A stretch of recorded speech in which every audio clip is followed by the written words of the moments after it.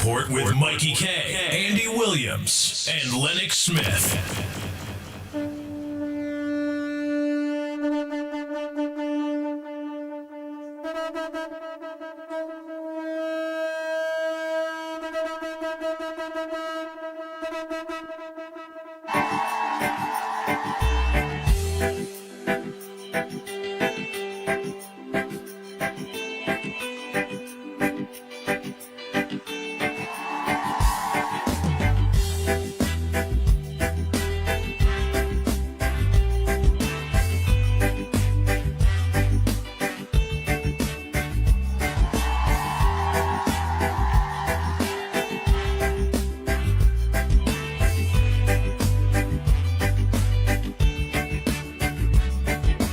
What are you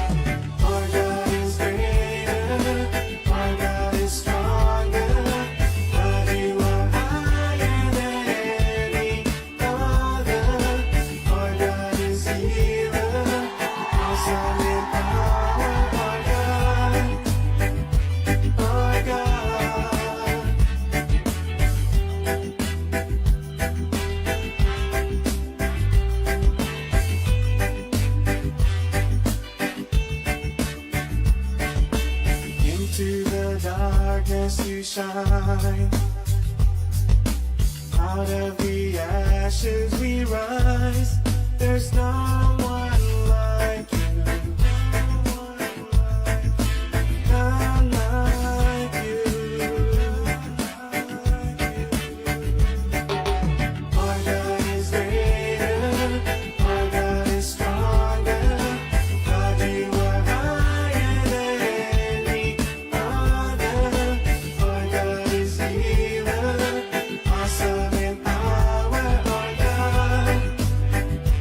Our God. Our God is greater. Our God is stronger. God, you are higher than any other. Our God is healer. Awesome in power. Our God. Our God.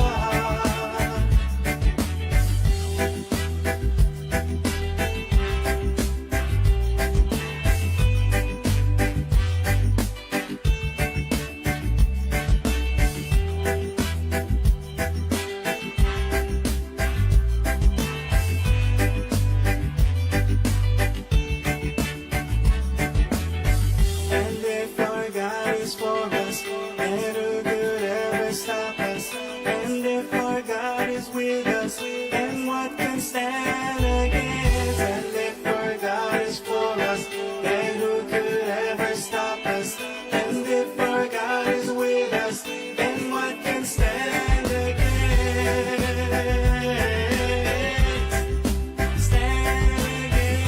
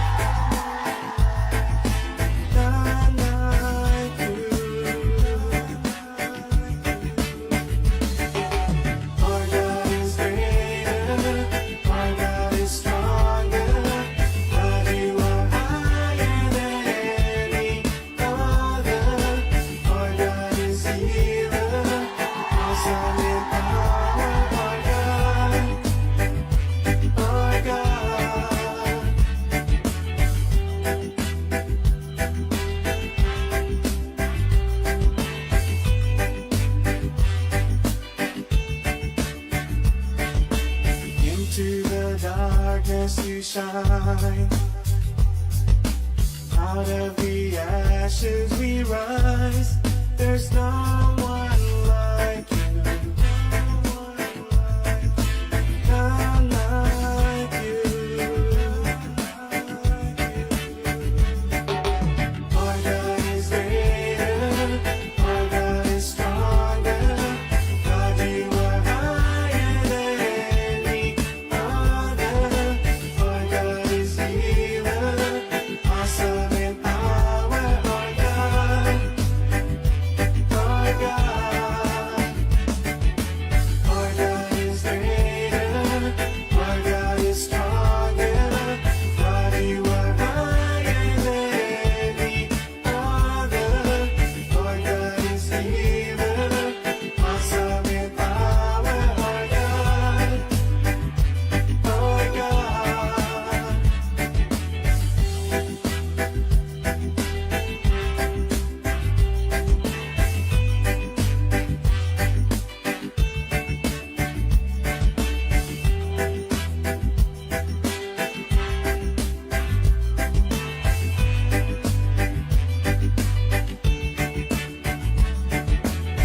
And if our God is for us, then who could ever stop us? And if our God is with us, then what can stand against? And if our God is for us, then who could ever stop us? And if our God is with us, then what can stand against? Stand against.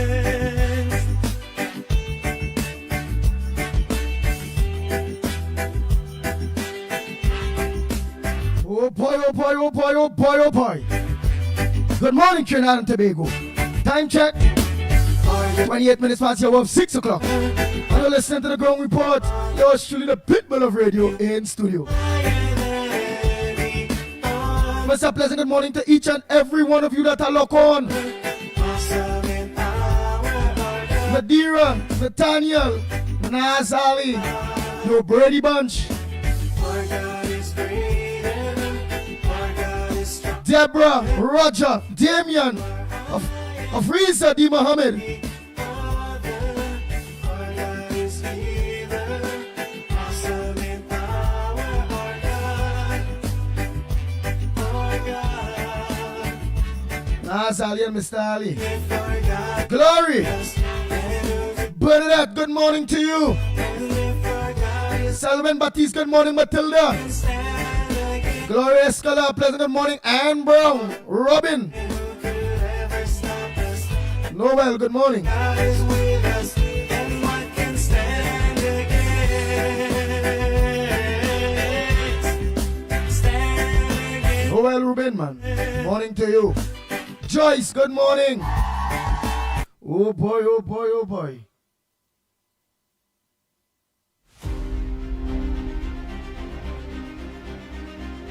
Hey Amina, good morning to you. Bernadette, good morning. Michael, Sonita,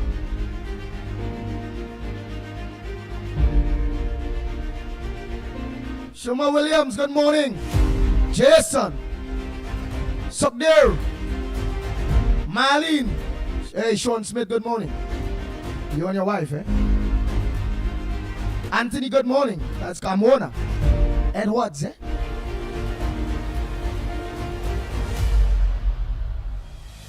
All Bernadettes, a pleasant good morning to you all. Penny Khan,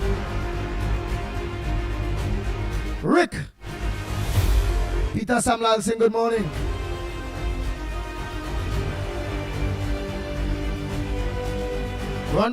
Ronald Lewis, Anderson Lewis, Anderson Lewis, Anderson Lewis, yeah, Anderson Lewis. I forget. The Beatam, morning Beatam. Oh, Anderson Wilson, sorry. On the Beatam, all the Beatam people here, pleasant good morning. And is Roger, is Ronald Wilson. Philip, good morning. Hey, Giovanni Jack Group, good morning. Judy, June. Jody June.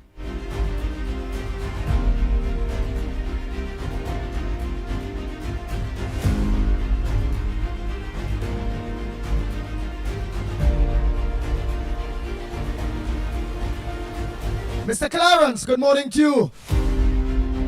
Hey, Sensible, good morning. Krishna, good morning. Pamela, good morning. William Sanders, good morning. Samuel, good morning.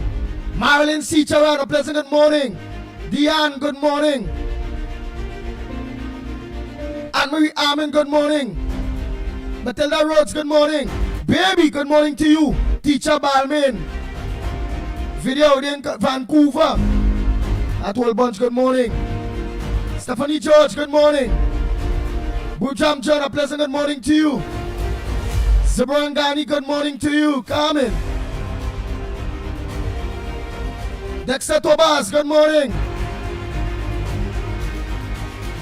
Radha, good morning. Raghu Nanan, yes, good morning. Nigel Black, good morning.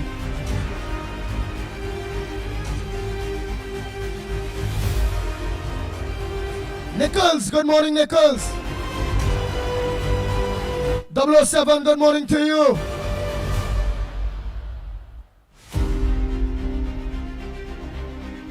Annie Abraham, good morning. Michael Scotland, good morning. Kamala Samlal Singh, good morning. Neil De Silva, a pleasant good morning to you. And Delia, your beautiful wife and daughter, all of your family, good morning. Hey, Tony, Jail, Tony, good morning. Cyril, good morning. Arup Chan Singh, good morning for Cyril. Survivor, good morning to you. All Annies, good morning.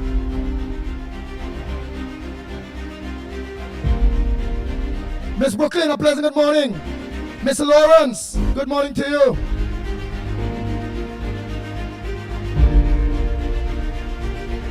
Miss Lorna, good morning.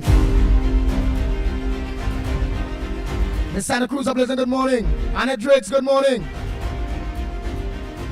Davey, good morning.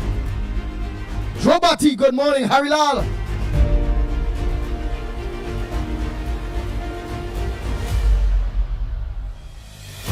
Hey, Miss Roadbrook, a pleasant good morning. Bobby, good morning to you.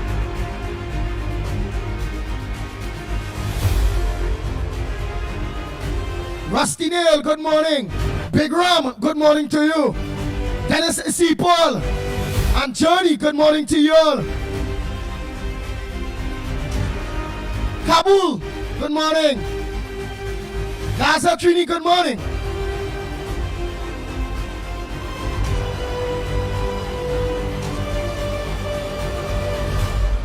Joyce Ram.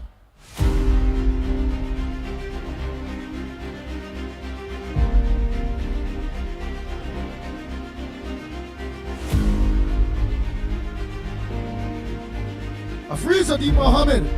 A pleasant good morning to you, Davy C. Passan. 8 and 8 doubles and roti, good morning to you.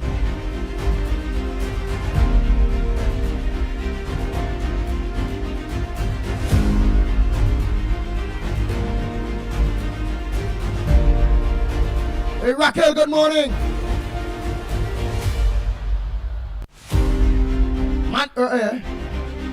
Wow.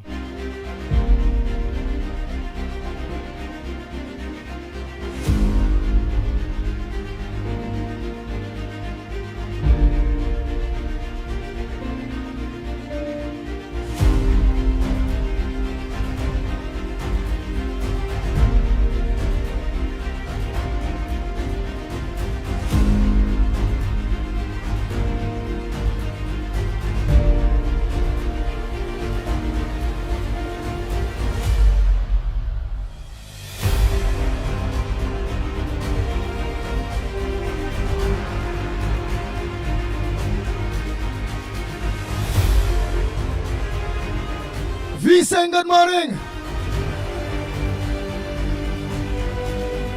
All Bernettes, good morning.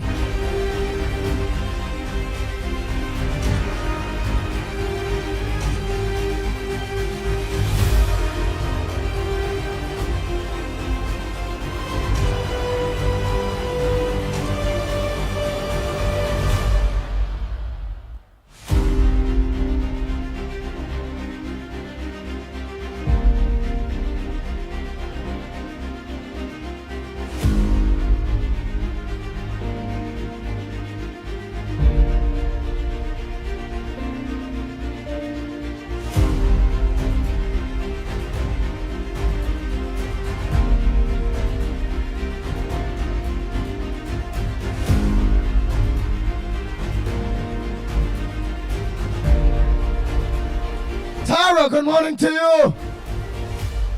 All Taras, good morning. Rupert, good morning. Nice, I know seeing some of you, man. Rambo Ali, good morning. Dion, you there already? Ready? Hell.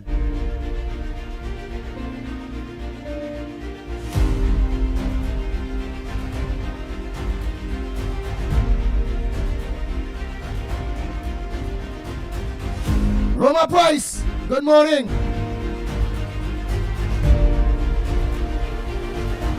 How are you going, girl? We're going to be the talk this morning. Remember, there's only one kind of talk here, them could talk, eh? Or how they could talk. I feel the talk going to be that they fire, they clean out the RP head office finally, where all the Monty played. Obviously, eventually, it's still reopen, maybe by now on the budget. And to install our people. It is what it is. Bang, bang, bang, bang, bang, bang, bang, bang, bang. The Ground Report with Mickie K, Andy Williams, and Lennox Smith. But if you rush reforms that they have to make and changes that have to make in URP, now with that happen, then management structure will be hired at the head office, and then from there the various URP locations all over will be opened back and people will be hired. But yeah, but how to do work, eh? Yeah, I hear how to do work. You had at least come out there and do some work. It's in the area. No more ghosts. No more ghosts.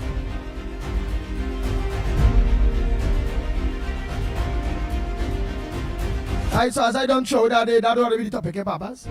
I want to hear that in my head at all.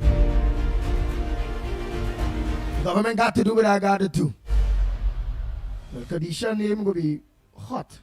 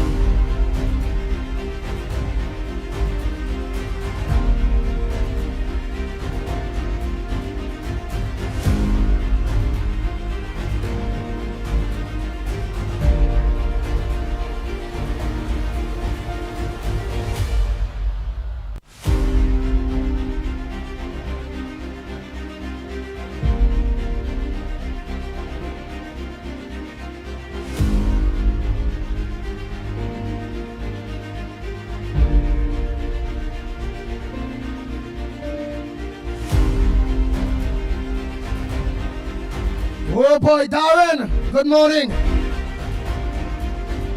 Thanks for locking on.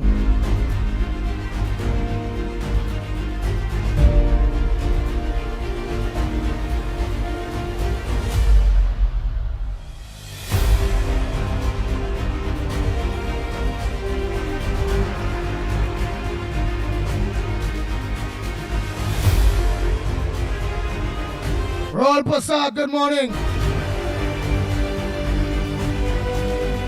Mr. Clarence, good morning to you. And Faye, good morning.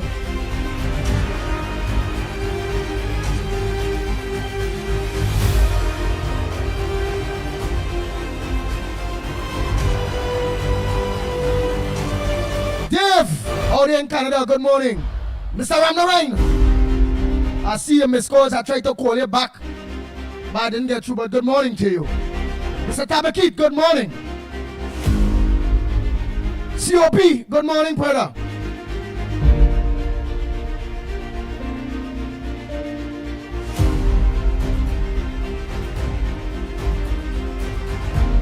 Adish, Akash, run the line. What's up, my brother? Good morning to you. I ain't see you hailing me these days at all. What happened? You fixing me or what? You who's your partner? Morning, bar for all of you.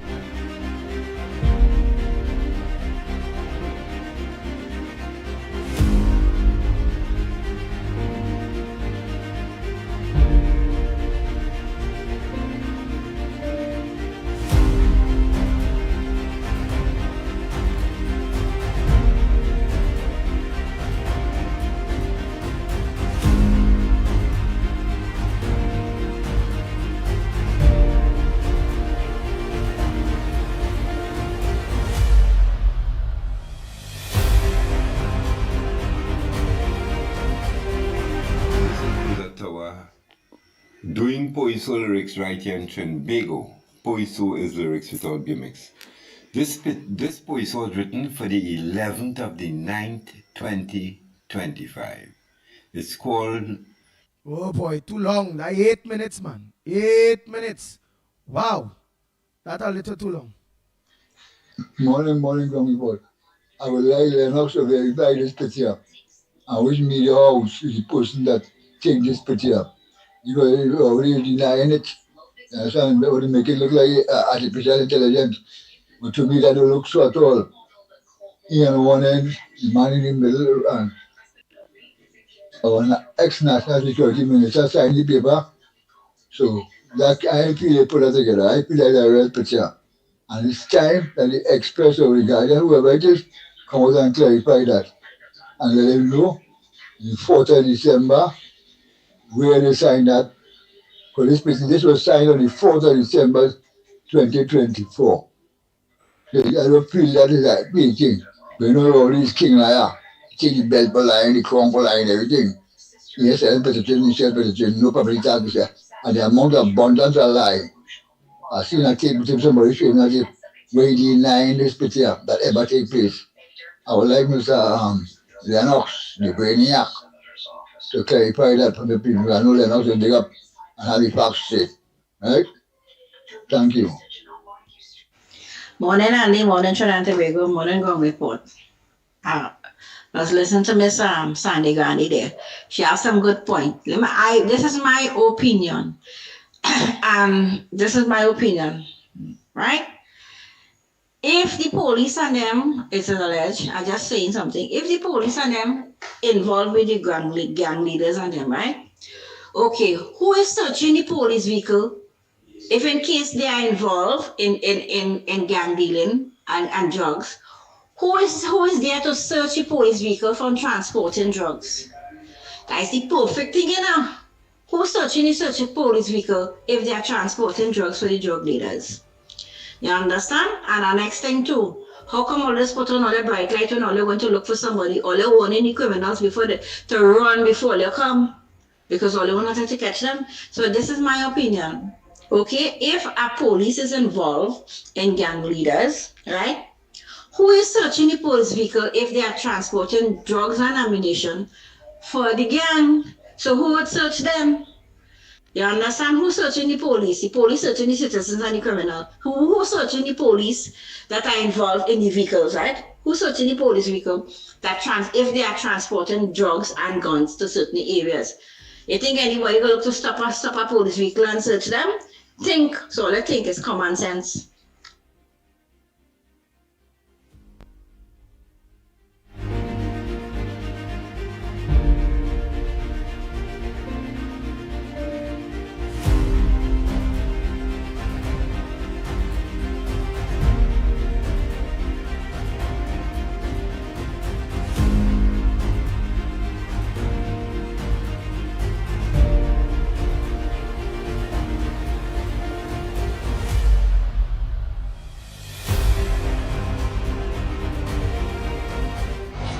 Good morning, Ground Report.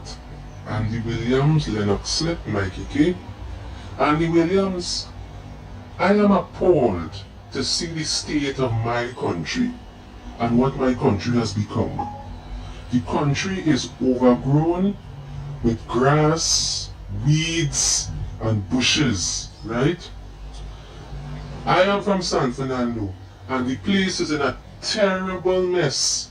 When I sit down in my house, I get bitten by a lot of mosquitoes. There's no spraying, there's no cleaning of drains, removal of garbage is not timely, and as a result, no grass is being cut due to CPIP.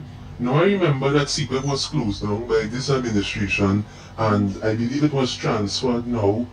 Regional corporations are mandated to cut and clean the grass. Andy Williams, every single day, my whole skin is full of mosquito bites. I had to spray my house with citronella oil, use my mosquito racket, because you see how the place is very warm and it's overgrown with grass. There's a lot of mosquitoes in the community. And apart from that too, the country is looking like a massive dump. Sometimes when you're driving and seeing piles of rubbish at the side of the road, trees growing and branches coming into the road, etc. And it is ridiculous, ridiculous, ridiculous. So I am wondering, what is the plan from here? Because there's no CPEP, right? People lost their jobs and the country is in a stink condition. It's like a dump. When you drive through Oropoon Gardens, Cashew Gardens, right? Pleasantville and other places, right? You're seeing tall trees stretching over and leaning over into the roadway and bushes and vines everywhere. And apart from that too, when the place is not being clean, it is encouraging a lot of crapo and snakes and rats to come into people's houses. This is ridiculous, man, ridiculous. I thought that seeing that CPEP was closed down, there would be an immediate contingency plan, but CPEP closed and nothing is being done. And the thing is, when the pre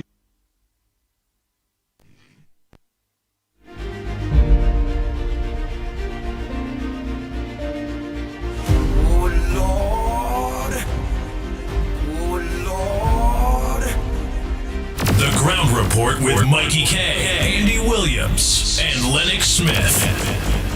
Bang, bang, bang, bang, bang, bang, bang, bang, bang.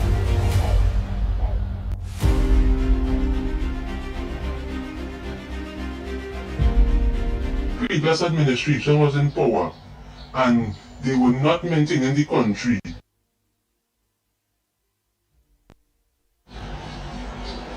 And apart from that too, when the place is not being clean, it is encouraging a lot of crapo and snakes and rats to come into people's houses. This is ridiculous, man, ridiculous. I thought that seeing that CPEP was closed down, there would be an immediate contingency plan, but CPEP closed and nothing is being done. And the thing is, when the previous administration was in power and they were not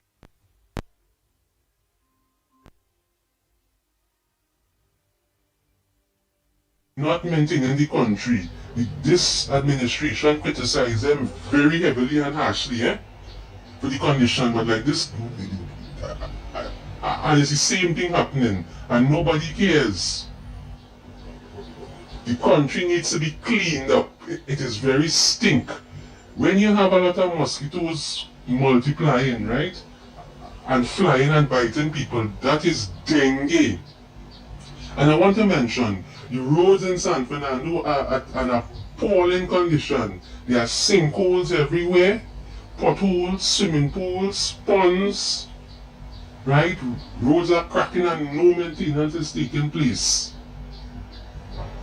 Please address this situation.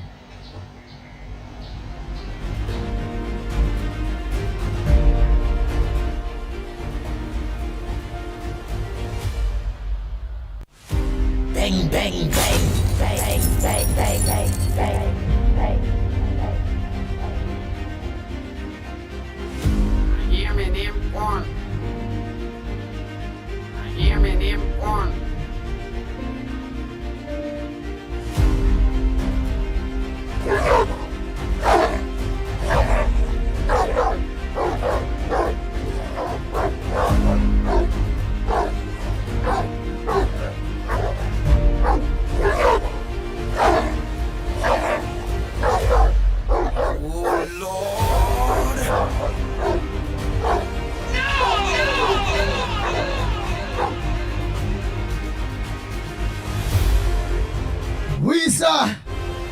morning, caller. Where you calling from? What's your contribution on the ground report this morning?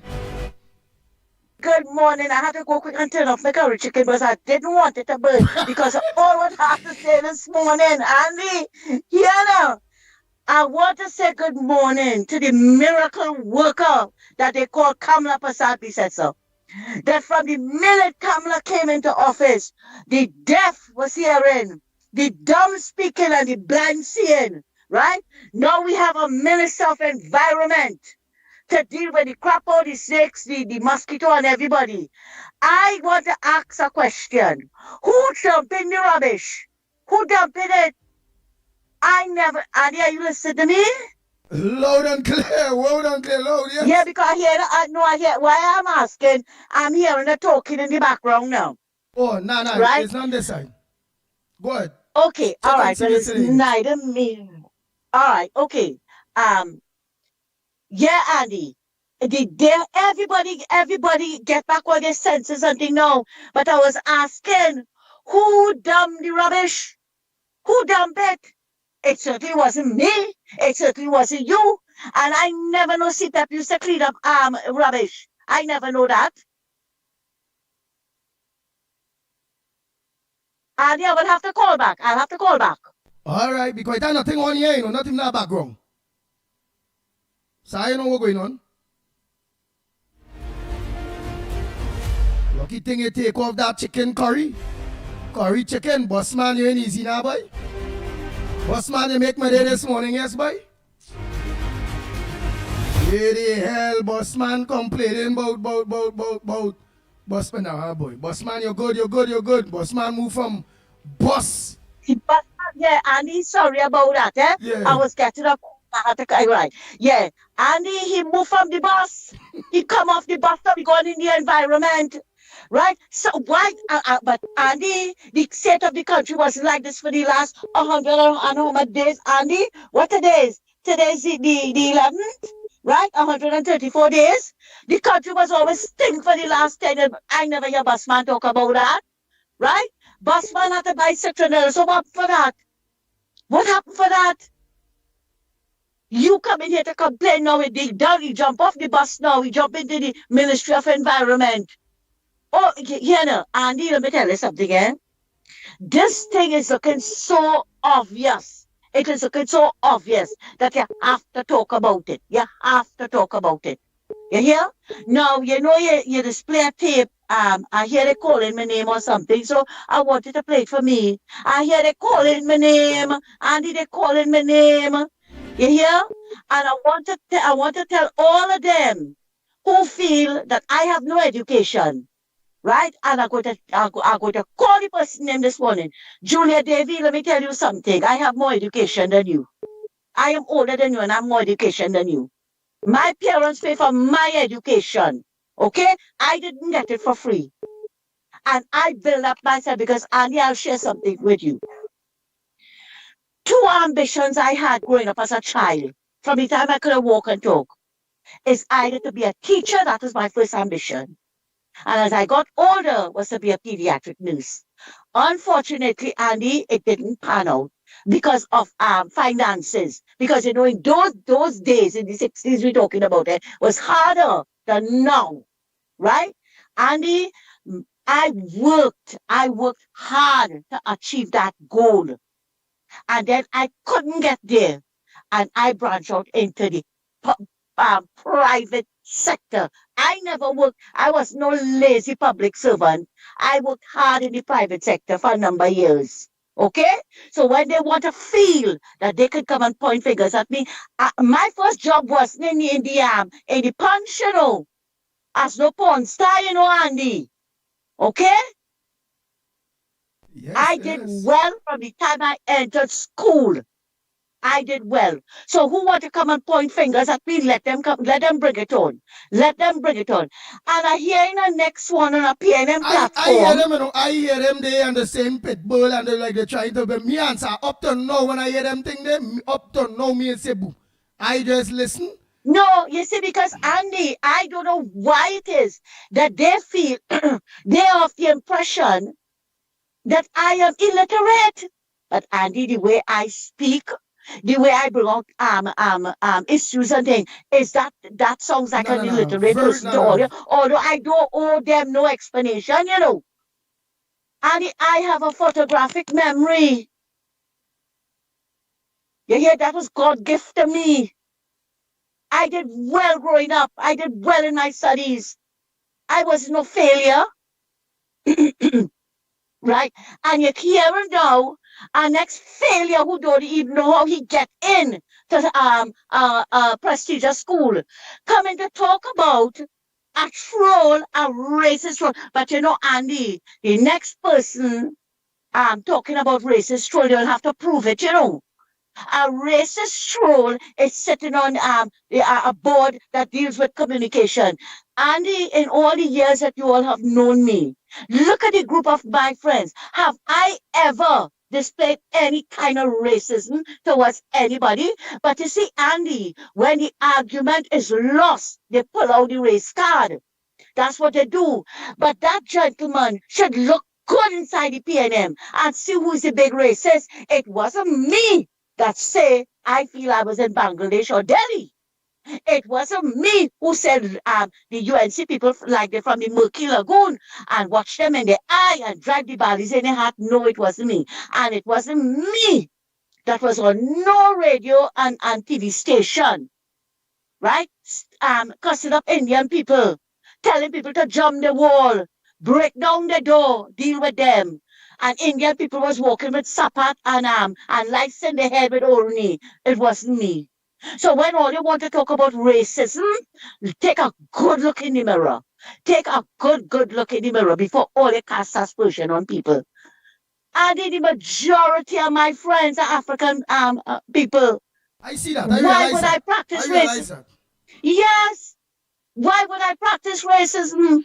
Yesterday, I saw a girl that I grew up with, where I used to live, growing up in the village I grew up with. I saw her on Duke Street. And the Negro girl, and the way we were hugging one another, people passing the taxi and watching. I don't discriminate. Why should I? Why should I? Anybody ask me for help, Andy, and once I could do it, Andy, I am doing it. I am helping. I am helping anybody who wants my help. But, there's a but, eh? Don't come and no stupidness by me. Don't come and no stupidness by me. Right? And you see this nonsense that they want to put out there? Let them continue beating the drum.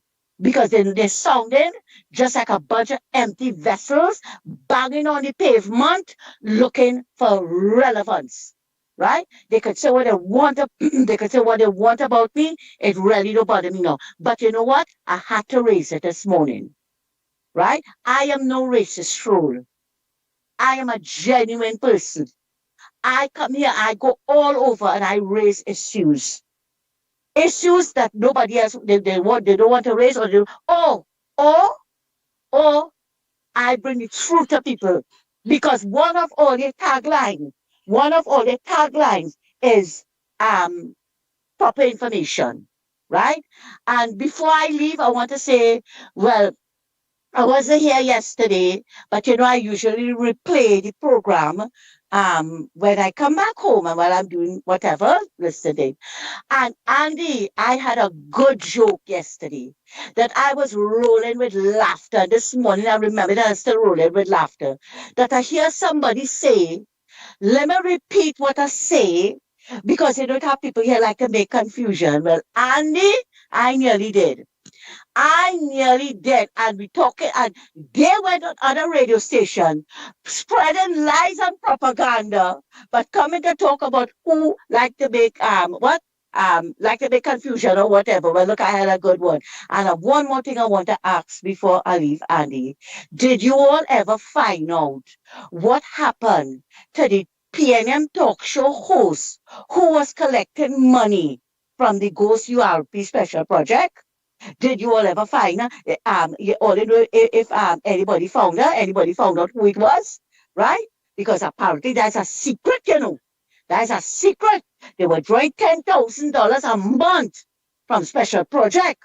No work being done or anything. But you ain't hearing a word in English about that.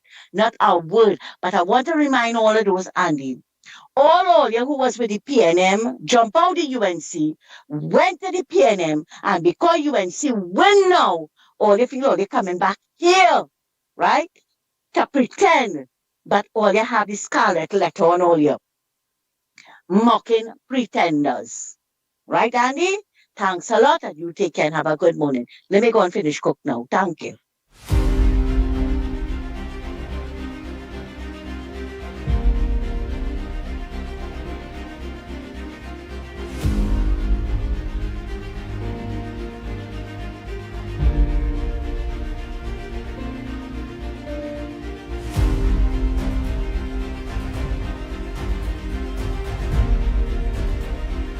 Oh boy, Mike Williams, good morning to you.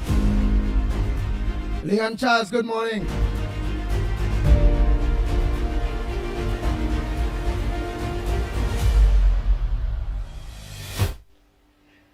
Good morning, Ground Report. Trinidad is the country which is suffering the most with this U.S. sanction on Venezuela. Maduro is exporting oil to China. The U.S. is, through Exxon, is taking out oil from Venezuela. Last year, Venezuela had its highest export of oil. Trinidad cannot explore Mannequin Field nor the Dragon Deal. We also have a 15% tariff with the U.S., while the rest of the Caribbean was given a 10% tariff. We must be given at least a 3 decades license to explore Mannequin Field and the Dragon Deal.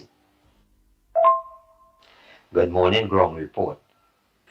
So we need to ask the U.S. for what we want. We must get relief with the sanctions on the oil exploration of Mannequin Field and Dragon Deal. While Venezuela is not our friend or even a friendly neighbor, we must not give open and free support to the U.S. without getting anything.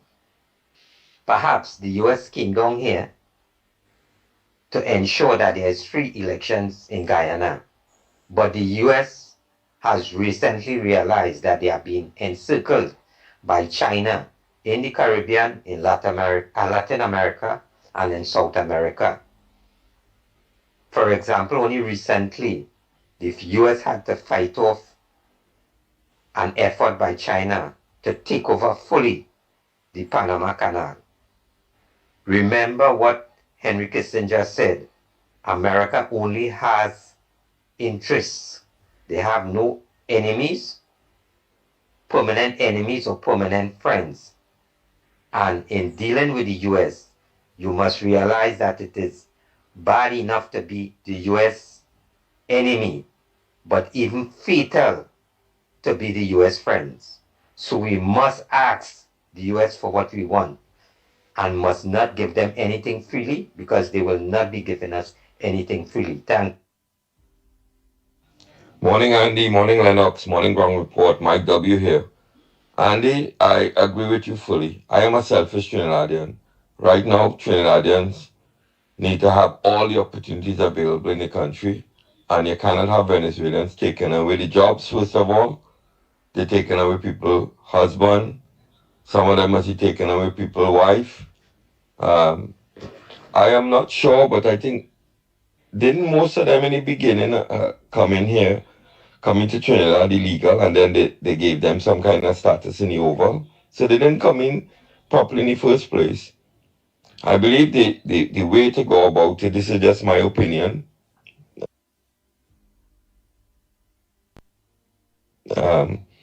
they need to stop the inflow, right? While sending them back, even before sending them back to, the priority should be stopping them coming anymore.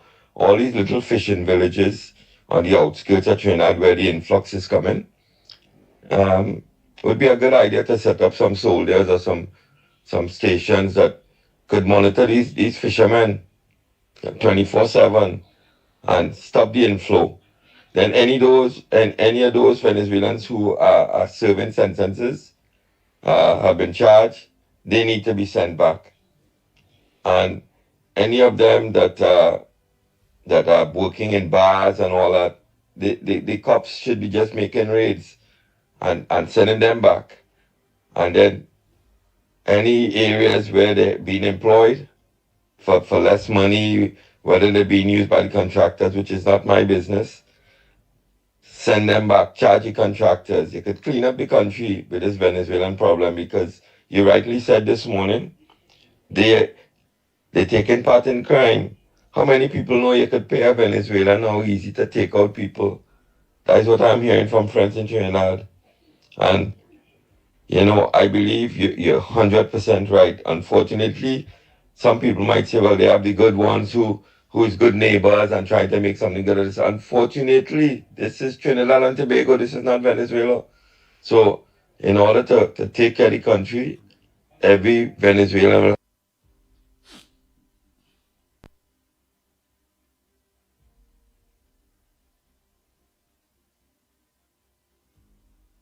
will have to go back, I find, because it's unfair. My father-in-law started going Mount Hope and line up all day and don't get the medication, and all these Venezuelans get, for what I'm hearing, getting things that the Trinidadians can't get in the services. Fairness is fairness, right? If Trinidadians, everybody was okay, and Venezuelans were migrating and they're getting help, that would have been fine. But Trinidadians need help. You gotta help your own first. Anyhow, Andy, good program. And again, this is my opinion. I believe in what you're saying. We need to send them back, because Trinidadians first, right? Trinidadians first. All right, my brother. Have a good day. Pleasant good morning, Mikey, Lennox, and Andy. Andy, well, the Prime Minister is saying, well, what she have to do and what she doing. I guess she 100%, that she go ahead and do what she have to do. You cannot be a little coward. You cannot be a little timid. You have to do what you have to do, and she doing it. You understand? Yeah, so don't everybody believe, oh no, she's supposed to say that, say that. Say it. Say it. Because any Trinidadian has something to tell you, they're telling you as it is. So let she tell them as it is. Do whoever it is want to come, we'll look for bodies and all that thing.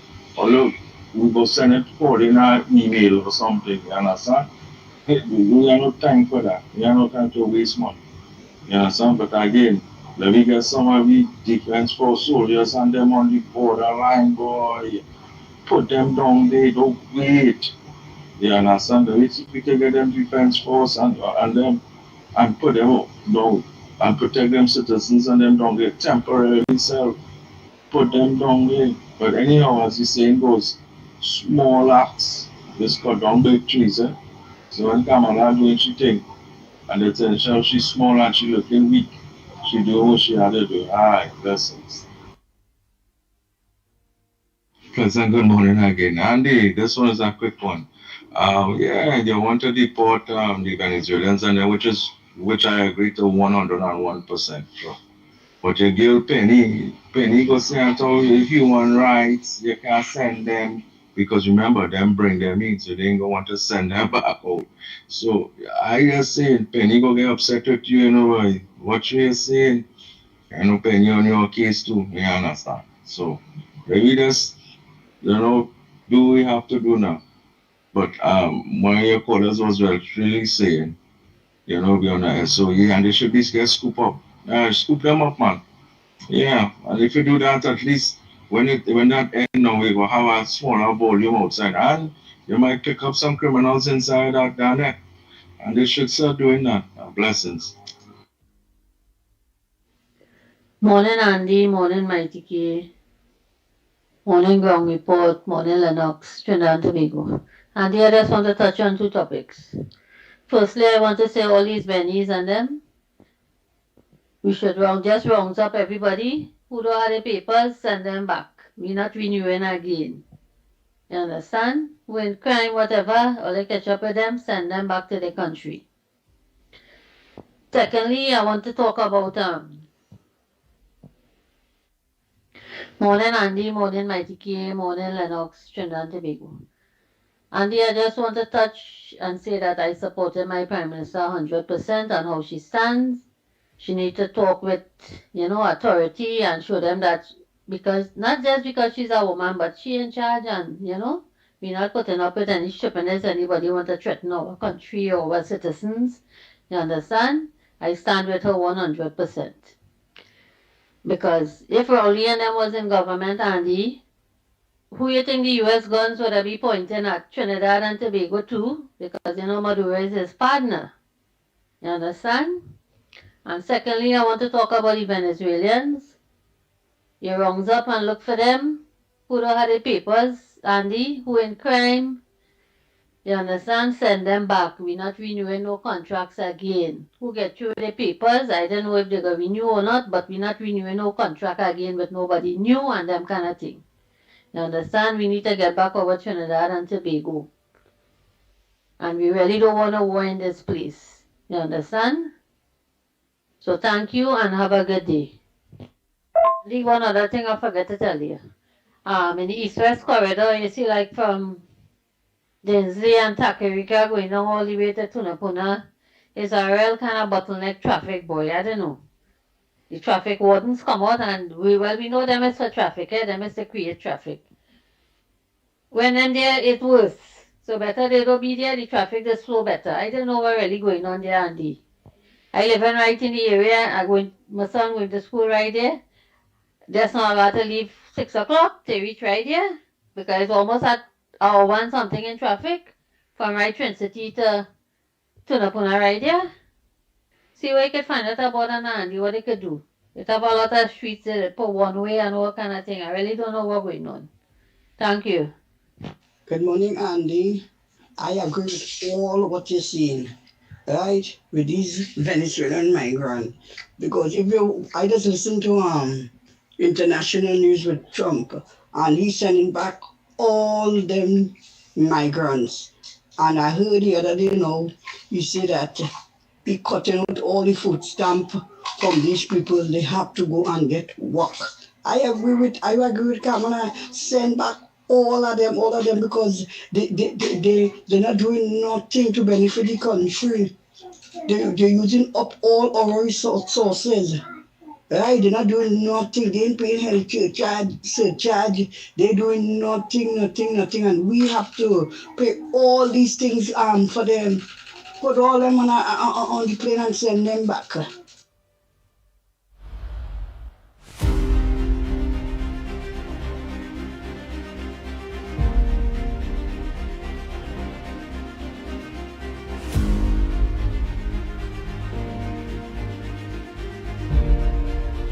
Yes, Andy. Another two. These Venezuelans, they know how to live, right? Because there's a set of them renting a room. So when you do so, then hardly paying rent, there is small money each of them are paying. And when they get their money, they taking the money and send it to the family, right? And if you take a dollar to the Venezuelan money, that real plenty money, they're sending to the family. So why Davakita and others might feel sorry for them? These Venezuelans know how to maneuver themselves. They know how to live, right? And we have to pay taxes for them. We have to get in small money. That's why these people, that is why Trinidadians, they don't want to work. Because these business people not paying properly, and these Venezuelans, they will go and work for small money and set them renting a room, right? And all of them paying little money, put up the money, all them putting up money and they're paying for the room and sending the money to the family. Andy, is Rowley and Stuart Young what have these Venezuelans here? That is why this place like that, anybody coming in as they like, doing what they like. These Venezuelans all over the place. Is he will tell us to open our doors for these Venezuelans. And now look at that. They're catching the skin now to get rid of these people.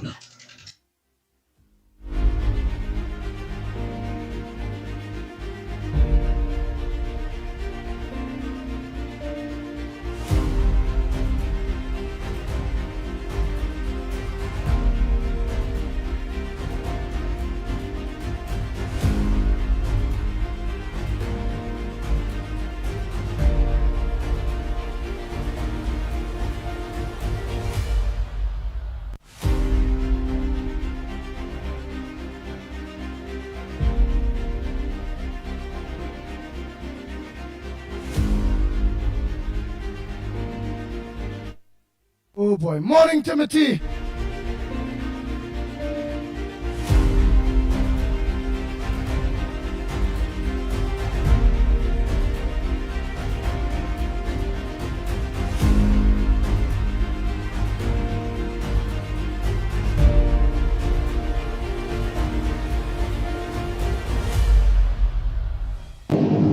Morning, Andy. Good morning. Good morning.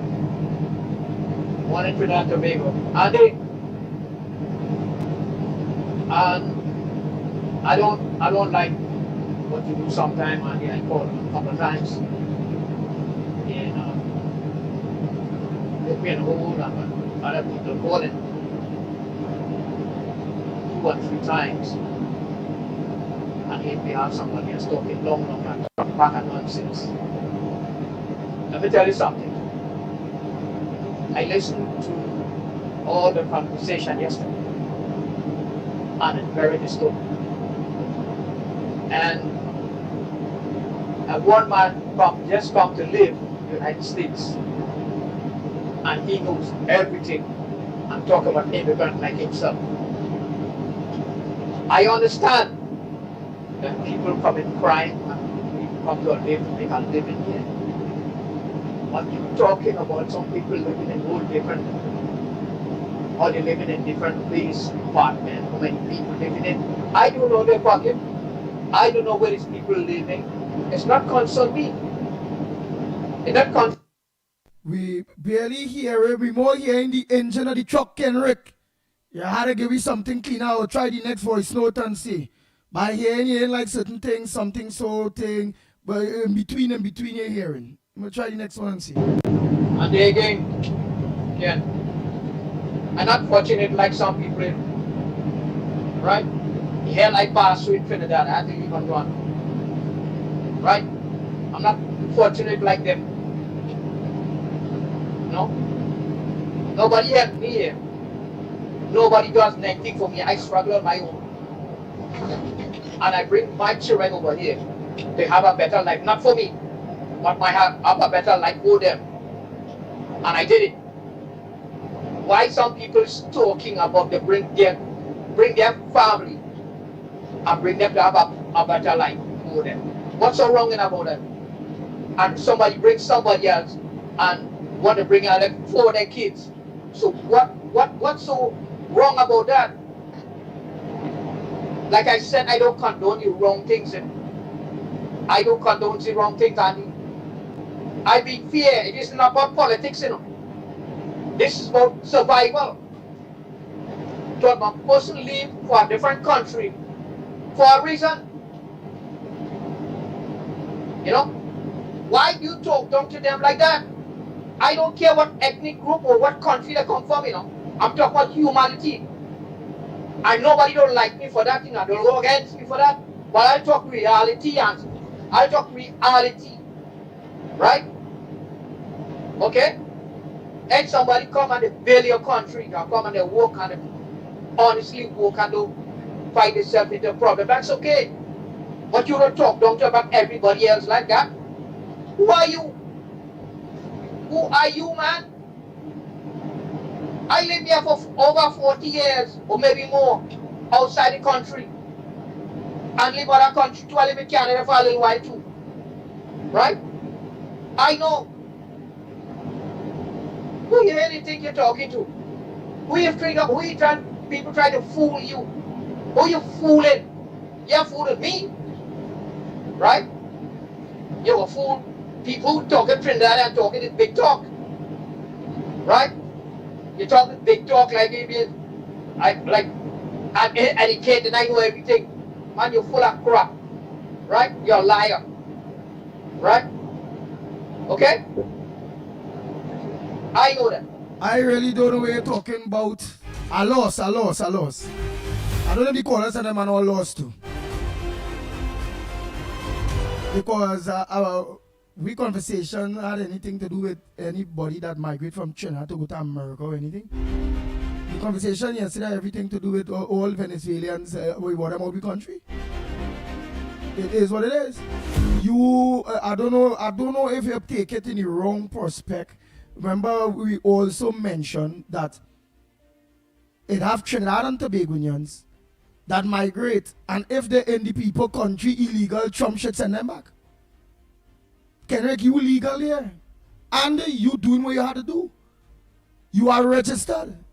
You pay your dues. You do. And you move up there and we are happy for you. Just the same way I use Barapo as a example that, look, he's in the people country now too. But he ain't going there as no illegal alien. He makes sure he go there and he's registered and they know that he and his family is there.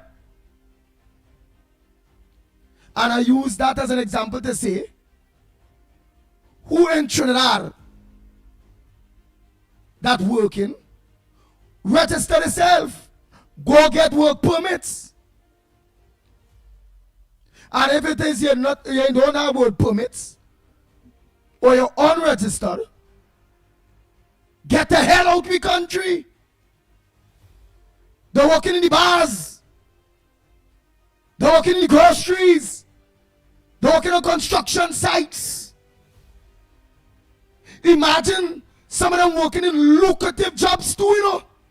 Which big onions are qualified to work in. And I'm saying the businesses that hire them should go and get them registered and let them get a work permit. So they'll be paying dues, the NIS and health charge, and if the money big VAT out of the money.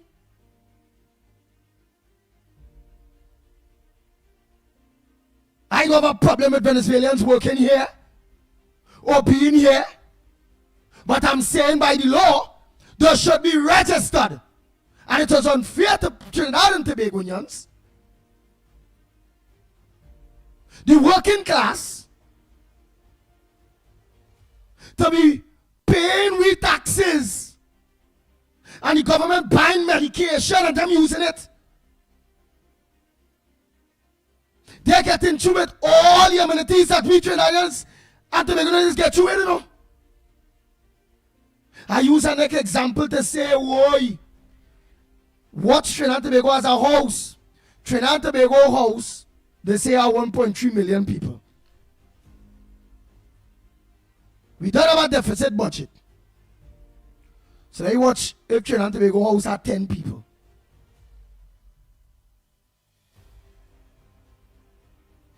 We barely trying to cater for the 10 people we have living in the house.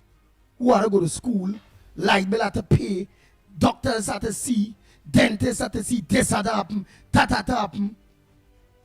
We also have to organize and get them working, educate them and get jobs for them in we house. How would we be able to do that if we house barely catering proper for 10 people and we house just end up with 30 people, 20 more on we? That is not except we children. It's not except we people. Whoever want to go abroad and live and lead a country for whatever reasons, I want no problem with that, you know. Anybody going anywhere is to get a better life, and all who go up there, out there, wherever they go, to get a better life. I happy that they did. It are the smart ones that did what I am asking for. They're out there and they are registered. They are paying their dues. But who go out there and yes, and they still in register, and they remain aliens, and they're working on them, not paying their dues. When Trump catch them, send them to hell out of the country.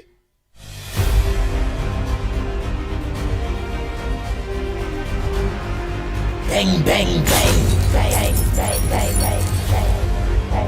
The Ground Report with Mickie K, Andy Williams, and Lennox Smith. The Venezuelans is a burden to our country. And then I even open up to say that to check out all the unregistered Chinese too and send them back.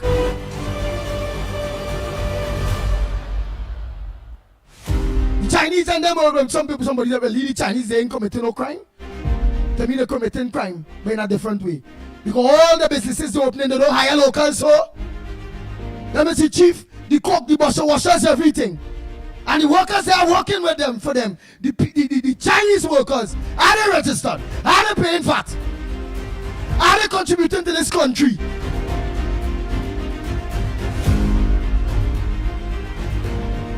And not only them, look for the gyro people too. Them Lebanese, Syrians, them who registered and working and paying the dues like all of us. No problem. But so long as they're unregistered and they're not in the system, deport them. And I have Indians from India and all. If they're not registered in this country, deport them.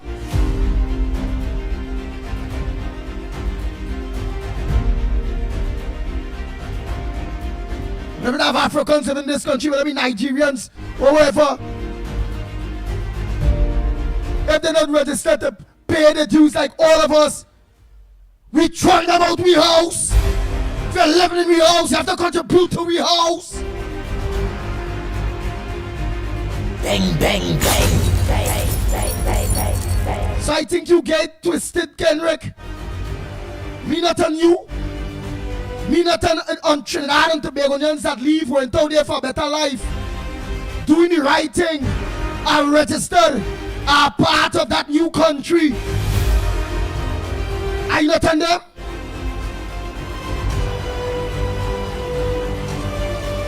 But I can't be dancing Trinidad and saying all of that what I want.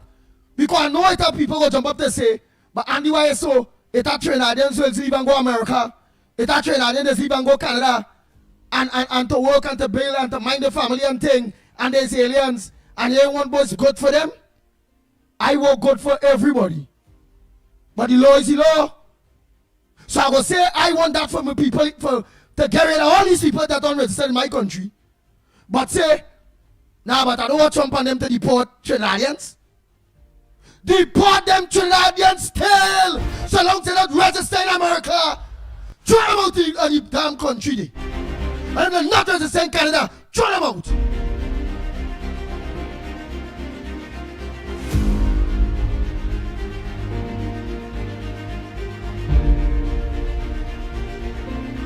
Bang, bang, bang, bang, bang, bang, bang, bang, bang.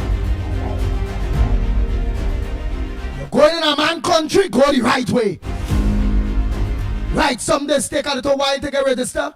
Alright, the alien for a while. But come at them as alien here for a while too.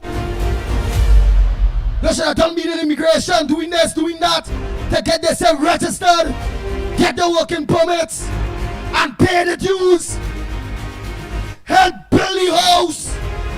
Some of them are registered and they're taking all the money and they're only sending it home. Changing US, Chinese, everybody. But them is no big amount like them Spanish.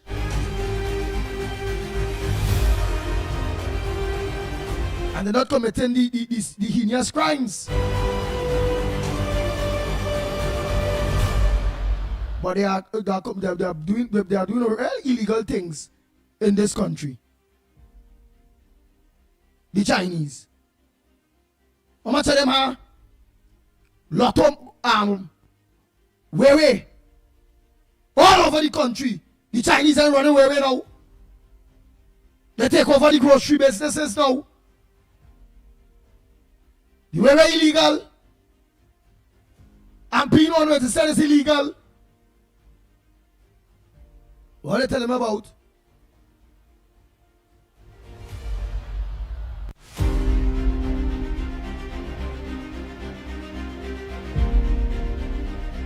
So they're doing wrong too.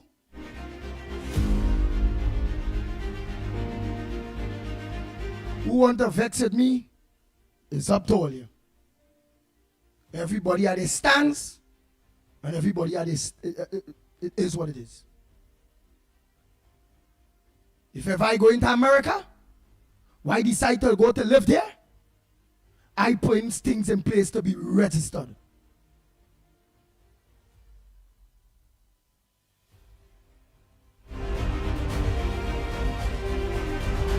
Might take a year, 2 years, but by year, 2 years, I take my chance. I will be ducking, weaving. Might take 3 years, however long. But ducking and a weaving and a hoping that I ain't get catch. While my paperwork fixing up. But if I get catch, I know what is with the consequences of my actions anyhow. I already knew I have a visa and going to America and saying I'm going to spend a week, 2 weeks for a holiday. And then I will decide not to come back. I don't know the consequences of that. I don't know I break the law. I don't know if I stay and I take that chance in America and I get catch. It's deportation in the tail.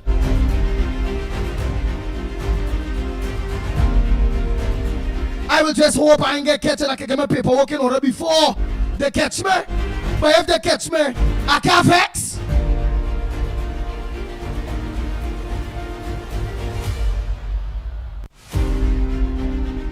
Bang, bang, bang, bang, bang, bang, bang, bang, bang.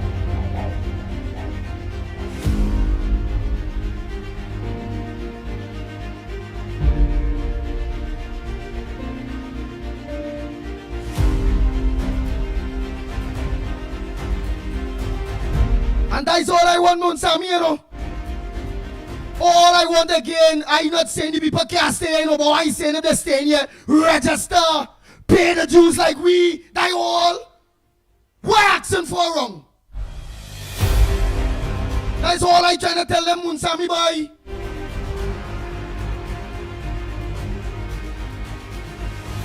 Oh, somebody will live in my house but not contributing to my house. Some people gonna say they're contributing. Because when they go to the grocery, they have to pay VAT, NIS, VAT. What do we call it? Yeah, it's VAT. NIS. NIS? Oh God, it's VAT. When they go to the grocery. Yeah, VAT, yes, it's VAT. to the grocery. And stores and wherever. Right, they have to pay that or wherever. But we, the working class, that still have to pay NIS and health charge and all them bacchanal thing. When we go to the grocery, or we go to the hardware, or we still have to pay the same thing them paying. What them not paying that we paying. We working, we have to pay with NIS and health charge. We have to contribute out of we pay. And based on how much is we pay, there is take VAT out of your pay too. Why should we train Begonians? Money coming out. Them working just like we. Some of them for more money than we. Nothing coming out of their pocket to the GDP of this country.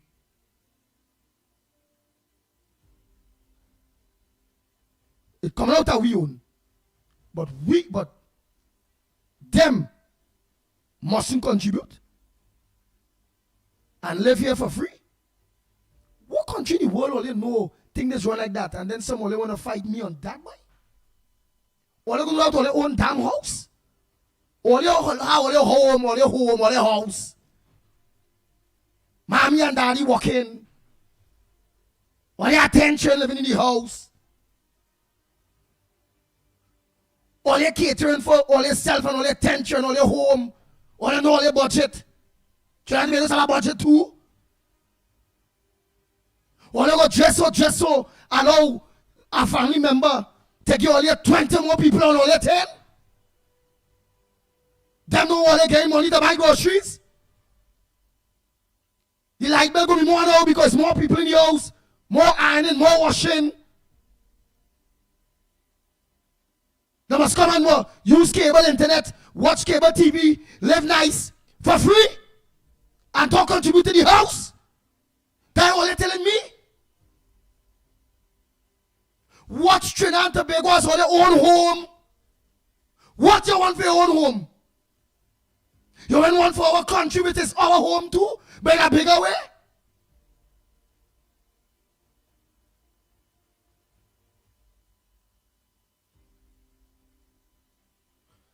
I will be asking. Again, all I saying is, who ain't registered? Get them embassy. Get them registered. Let organize register. Pressure the business people to know songs are hiring them. Paying IS and VAT and taxes for them. And if that cannot happen, deport them out of the country. We don't want them here. Good morning, Lennox. Very good morning, good morning. I see you're very vociferous this morning and you're echoing loud.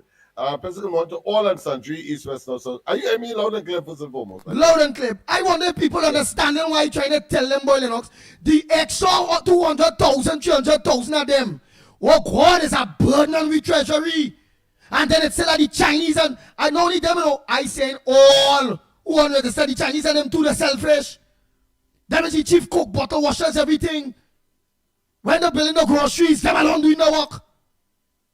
When they're organizing and the high-end, it's them own Chinese people in there. Some of them who smart and just have one Creole or one Indian there. Go ahead, Lennox. Well, you are speaking fundamentally to the state of the law. And if the law is that, then nobody could query that. However, there are people, in spite of the presence of the law, take chances. And you did speak to that as well. And you put yourself in a hypothetical situation. If you would have migrated, you will give yourself some time, but knowing full well of the risks that you would have taken.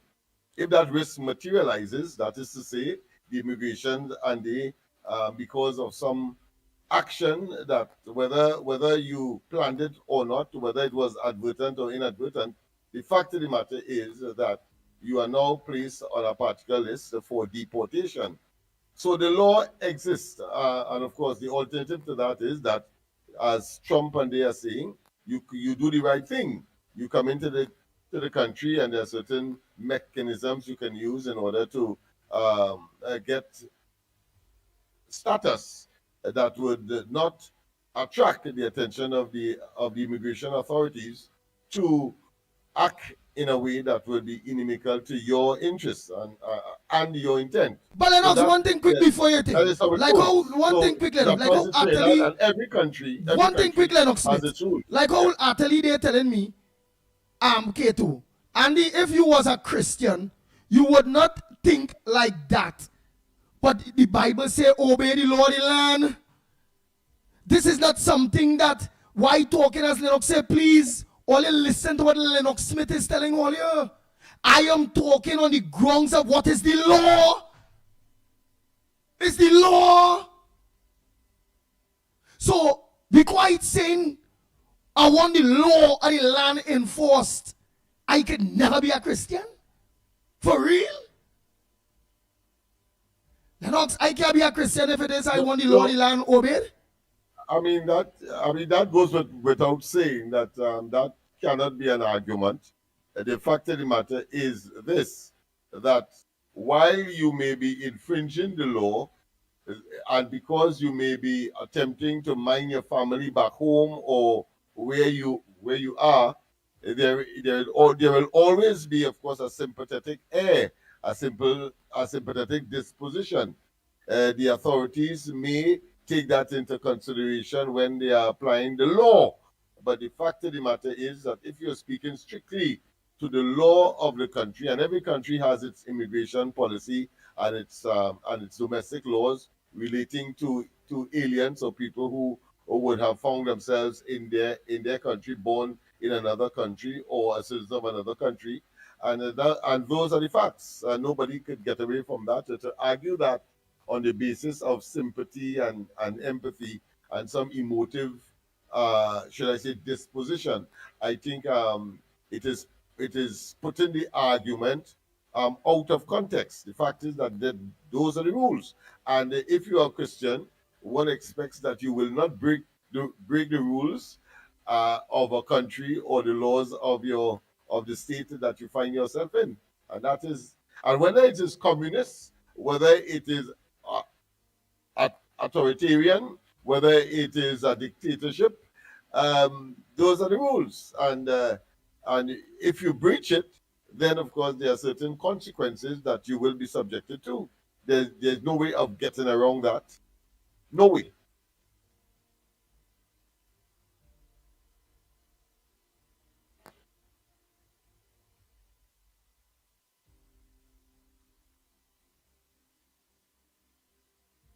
Well, go ahead, Lennox Smith. Morning, go ahead. You go ahead. What's in the headliners this morning? All right, well, we have quite a number of issues this morning. Of course, the Prime Minister will be heading for the United Nations. The big secret, however, is who will not replace, but will act as Prime Minister in her absence. So that is something that has been kept close to her chest. Obviously, the prerogative is hers to determine and decide. The population will eventually know. Parliament will resume, and of course, Barry Panarat, who also has the portfolio of being in the office of the Prime Minister, and of course the Chief Whip in the Parliament as well. So he has this triple, what I consider to be role and responsibility. Has indicated that there will be a lot of fireworks, meaning suggesting, of course, that they have a very packed parliamentary agenda where legislation will be pursued, kind of apart from those that have already been pursued, but consistent with the promises made on the campaign trail. So we look forward to that. And then, of course, we have the presentation of the budget and the debate with respect to the devaluation of our currency. I think because we have a sort of quasi floating exchange, the term devaluation is not really used. I think they say there's a different term that is used, but for our purposes and the lack of getting it onto my lips at this point in time, let us say for that purpose a devaluation. I think they say revaluation or something of that nature. But that being as it may, there is an indication categorically by the current Minister of Finance, Dave Tanku, that there will be no devaluation of the dollar or revaluation of the dollar, and therefore people can put that to rest. However, of course, there is another school of thought that has triggered a response from the minister, led basically by the owner or the head of the executive director of NH International, who said that the money should be devalued, or put another way, that the Trinidad and Tobago money in exchange for a single US dollar should be $9 instead of the $6 or $7 that is now officially the case. There is an additional development there. I think that has triggered the central bank to make the statement that under the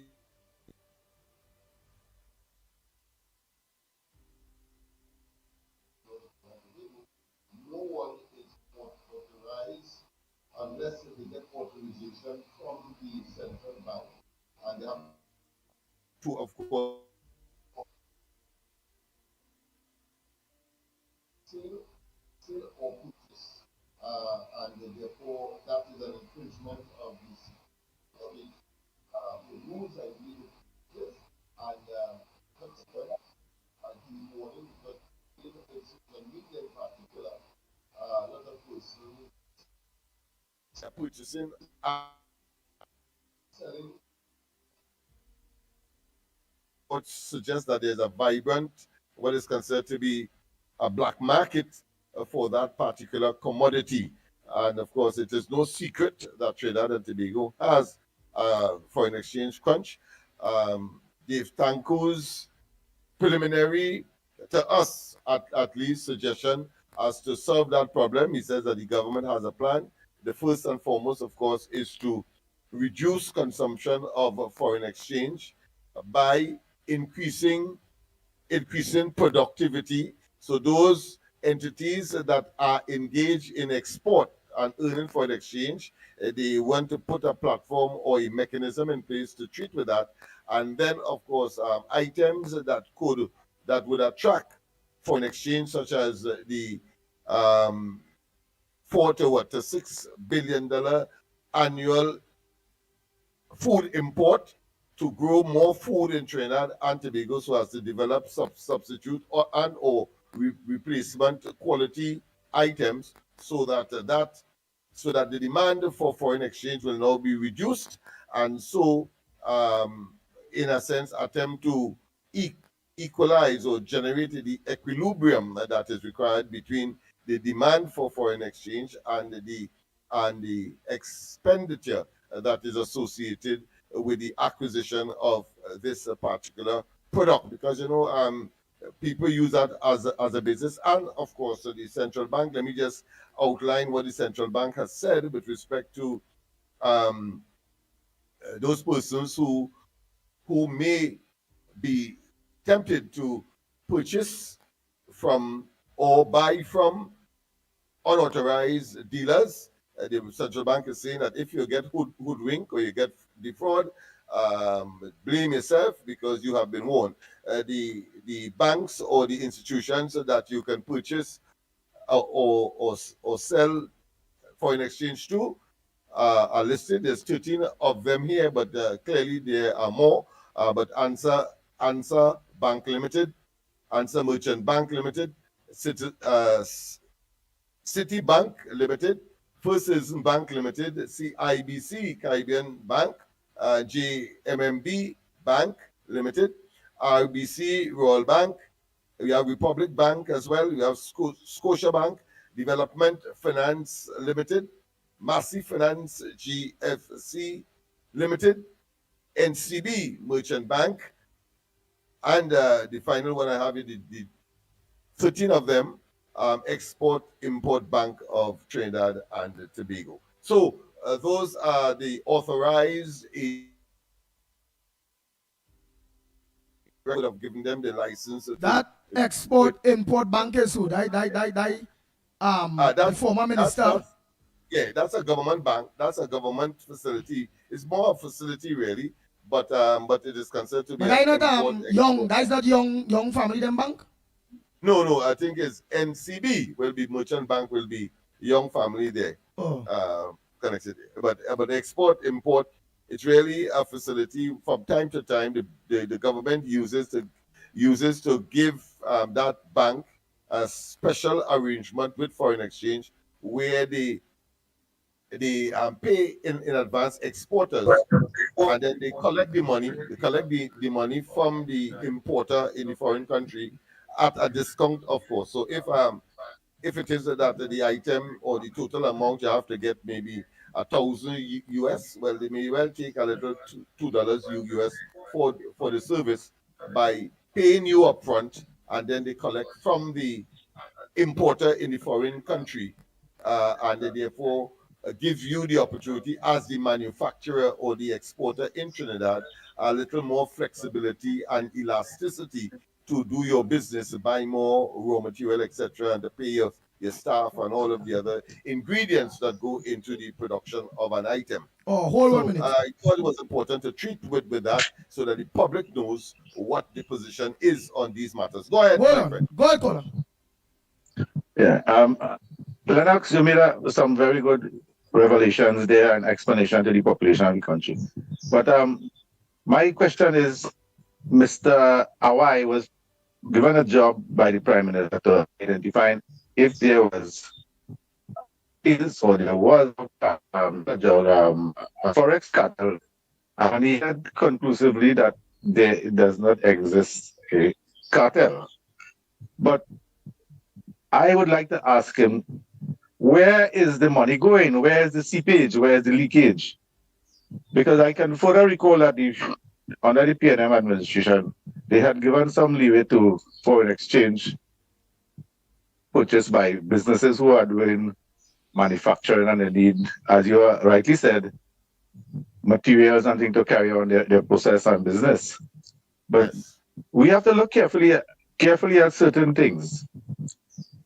Where when $250 million worth of drug could be captured in Trinidad,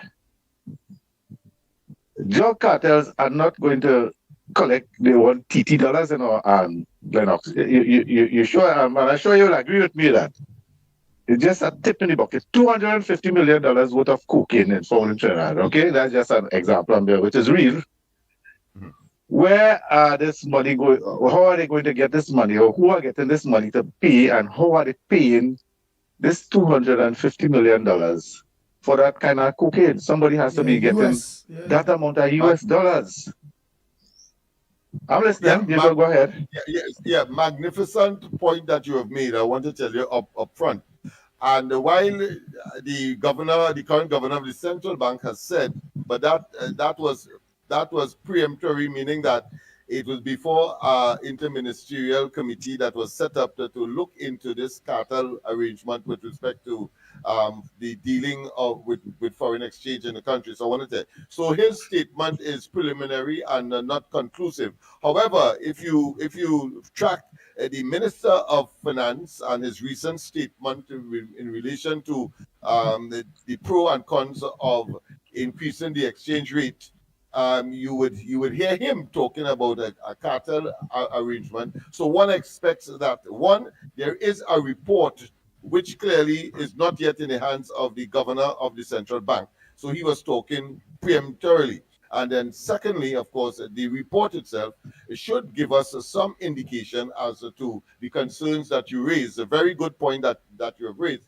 And of course, I expect that the budget to be read out will have a lot of information confirming what we suspected would have been a cartel organized by the last administration. So you're quite right. So just to take what the governor of the central bank, even though he's an authority figure and ought to be on the subject, but just remember that that report has not yet clearly met his site, or he has not cited that report, which clearly the Minister of Finance have seen, at least in its preliminary stages.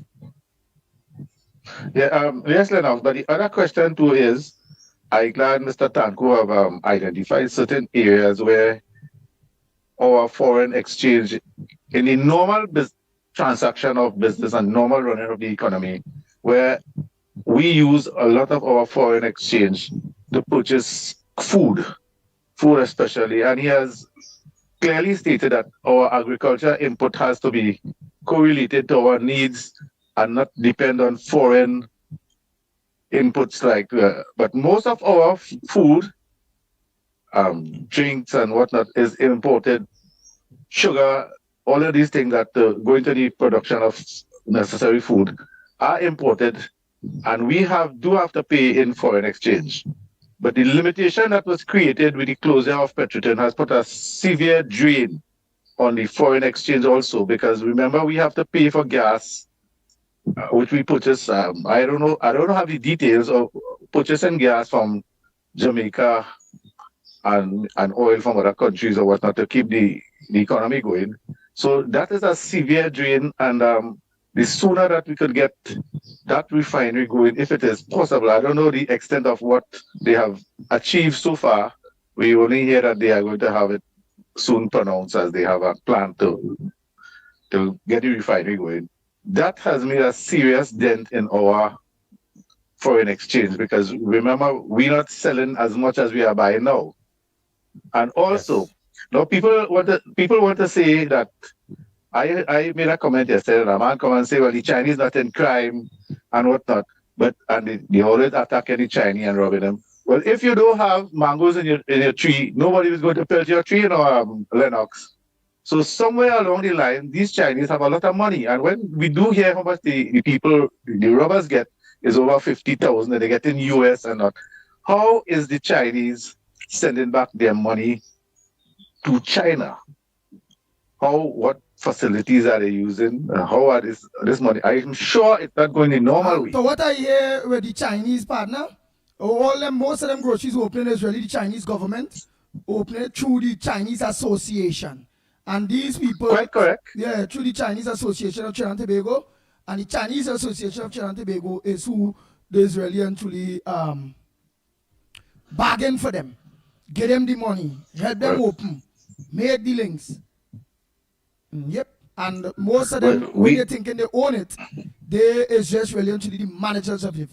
The figure of it. Well, that is I have true. heard that as well, and it means if that is the case, then there is no stress as far as that is concerned on Trinidad and Tobago's foreign exchange, because it means therefore that they would be getting their monies directly from China, which would, I assume, is in US dollars, and of course that will be a good thing for us here because they'll have to exchange it here, they will have to change it here, so to speak, and therefore the banks will now be the beneficiary or the authorized exchange dealers. I'm assuming that they are going by authorized persons or institutions to have their monies exchanged into Trinidad and Tobago dollars, and therefore generating or contributing to domestic, because they're not producing anything.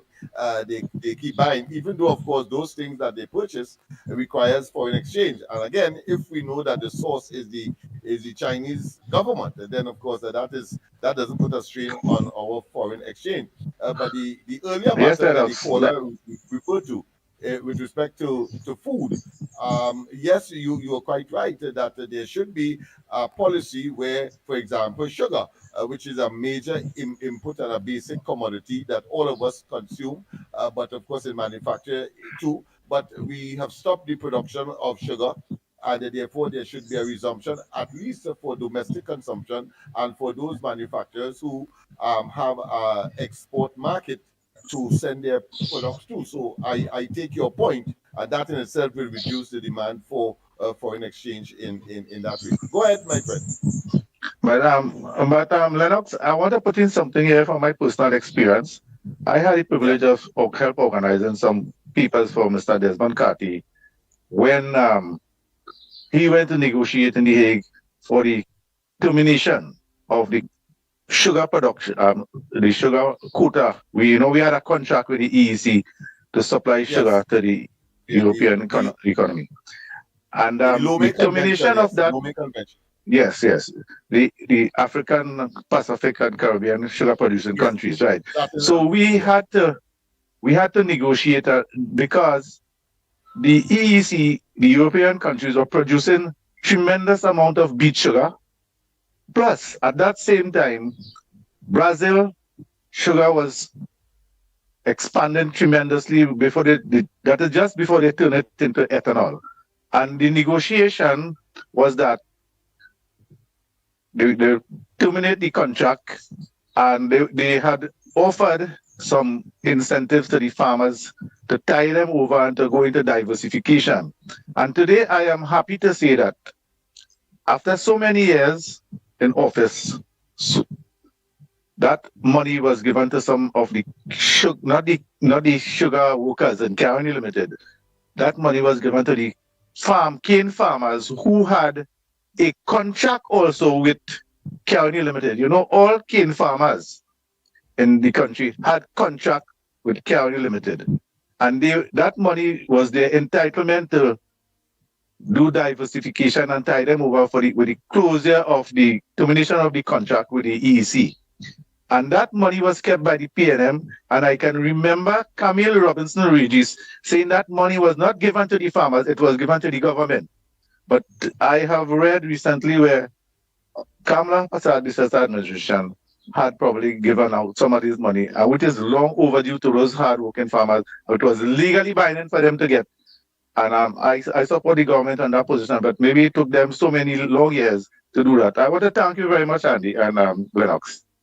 Thank you. No problem. And I endorse what you're saying. But of course, you would appreciate that 10 years had elapsed because the promise was made by the Kamala Prasad administration. But that was, of course, between 2010 and 2015.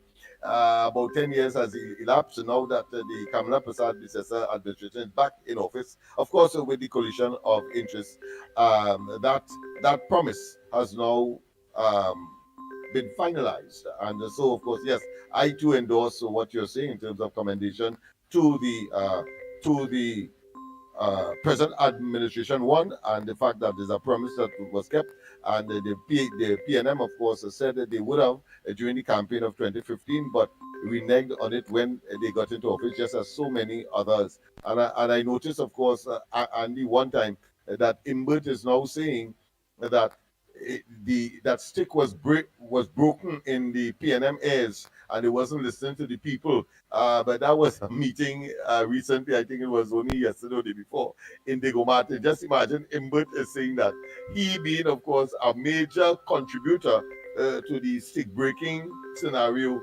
that the PNM was subjected to, quite apart from the confession of the current political leader, Penelope Beckles, who said that the PNM has lost its way. So they are coming slowly but surely to the reality of the fact that they made a mess of government and governance, and they were extremely dishonest, and they were not prepared for government. And now, of course, from time to time, they are to, excepting, of course, for the neophytes such as Marcel, who could claim that he wasn't there, but the fact that he has hitched his political wagon to the PNM shows that he is of the same, he has been cut out of the same cloth, and therefore we expect nothing different.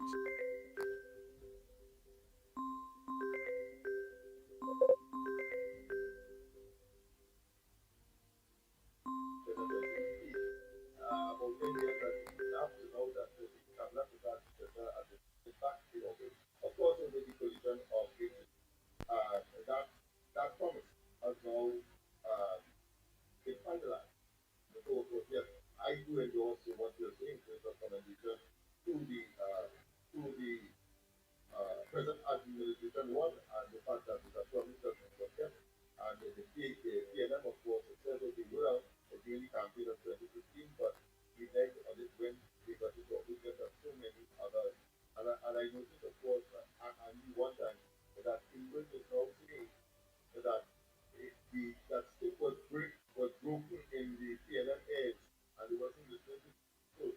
But that was thing recently, I think it was only yesterday before in the Gomate. Just imagine England is saying that he being, of course, a major contributor to the stick breaking scenario that the PNM was subjected to, quite apart from the concession of the current political leader, Penelope Beckles, who said that the PNM has lost weight. So they are coming slowly but surely to the reality of the fact that they made a mess of government and governance, and they were extremely dishonest, and they would not care for government, and now, of course, Lennox, but you ain't seen you on that. I tell you, if you had on your phone, you will understand you on the call. I leave you with the caller, they only having all the debate, and you just stay quiet. Yeah, but I was waiting for some kind of indication from you. No, but so long as you watch your TV, right. You go see you on. No problem, no so problem. You see you are learn on. It's you there. All right, but I nothing. Go ahead, caller. A pleasant good morning. And good morning. Good morning, Mr. Lennox, Mickie, Director, all on the live stream. Morning to you, Miss Anna, Mr. Woodbrook, Mother Bernie, Miss Shagonas, Mr. Barakpur, Mr. Tunapuna, and also Mr. Lahokita. Miss Anna, like you, I always prepare my lunch early while having my morning coffee. I was just about to put my red snapper in the oven, and what I heard, I had to jump on here. I have been listening to this program for many years, and what bothers me is that we still have people calling, complaining on this program about things that was left for the past 9.5 years. Bus service not working, the place is dirty, garbage is all over the place. My question this morning is, where were these people for the past 9.5 years? Were they asleep and just woke up? Just asking for a friend.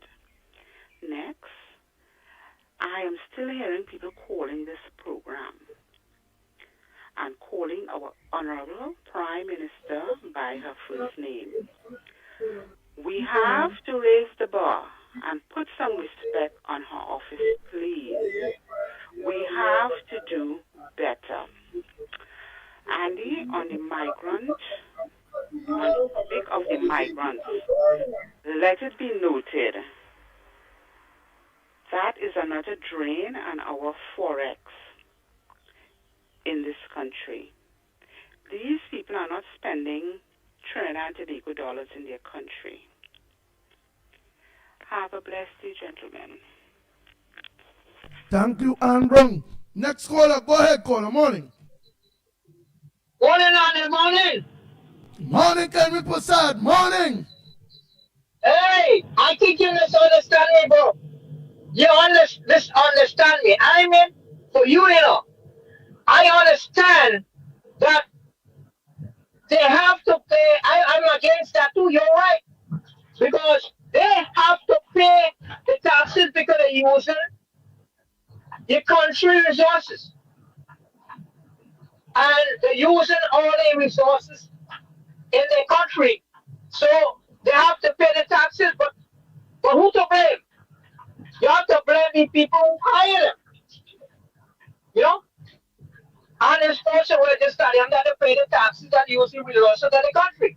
Remember, they go to the hospital and make babies around because I think that both not Trinidad and Tobago economy. I understand what you're coming from. I don't mean it in that kind of way. I was talking about something else.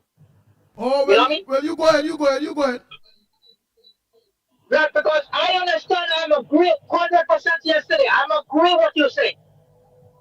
If the Venezuelan and you inside the United States, they're registered and they're working and they're bringing the economy in the country, it's good because they're building the economy in the country. But if they have and not paying under the table, it's not good. And they're sending back money home and they're not putting anything to the country. It happens here. Right? Right? Yes, when I was saying, Mr. Andy, and look, don't get me wrong, but there are some people and not fortunately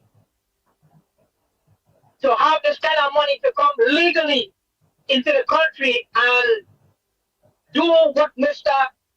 Barapo do. They don't have the money. They're poor people. So when they come here, they make themselves as people and they work on the legal. Go ahead, Lennox, don't know anything there. Go ahead, Kenrick.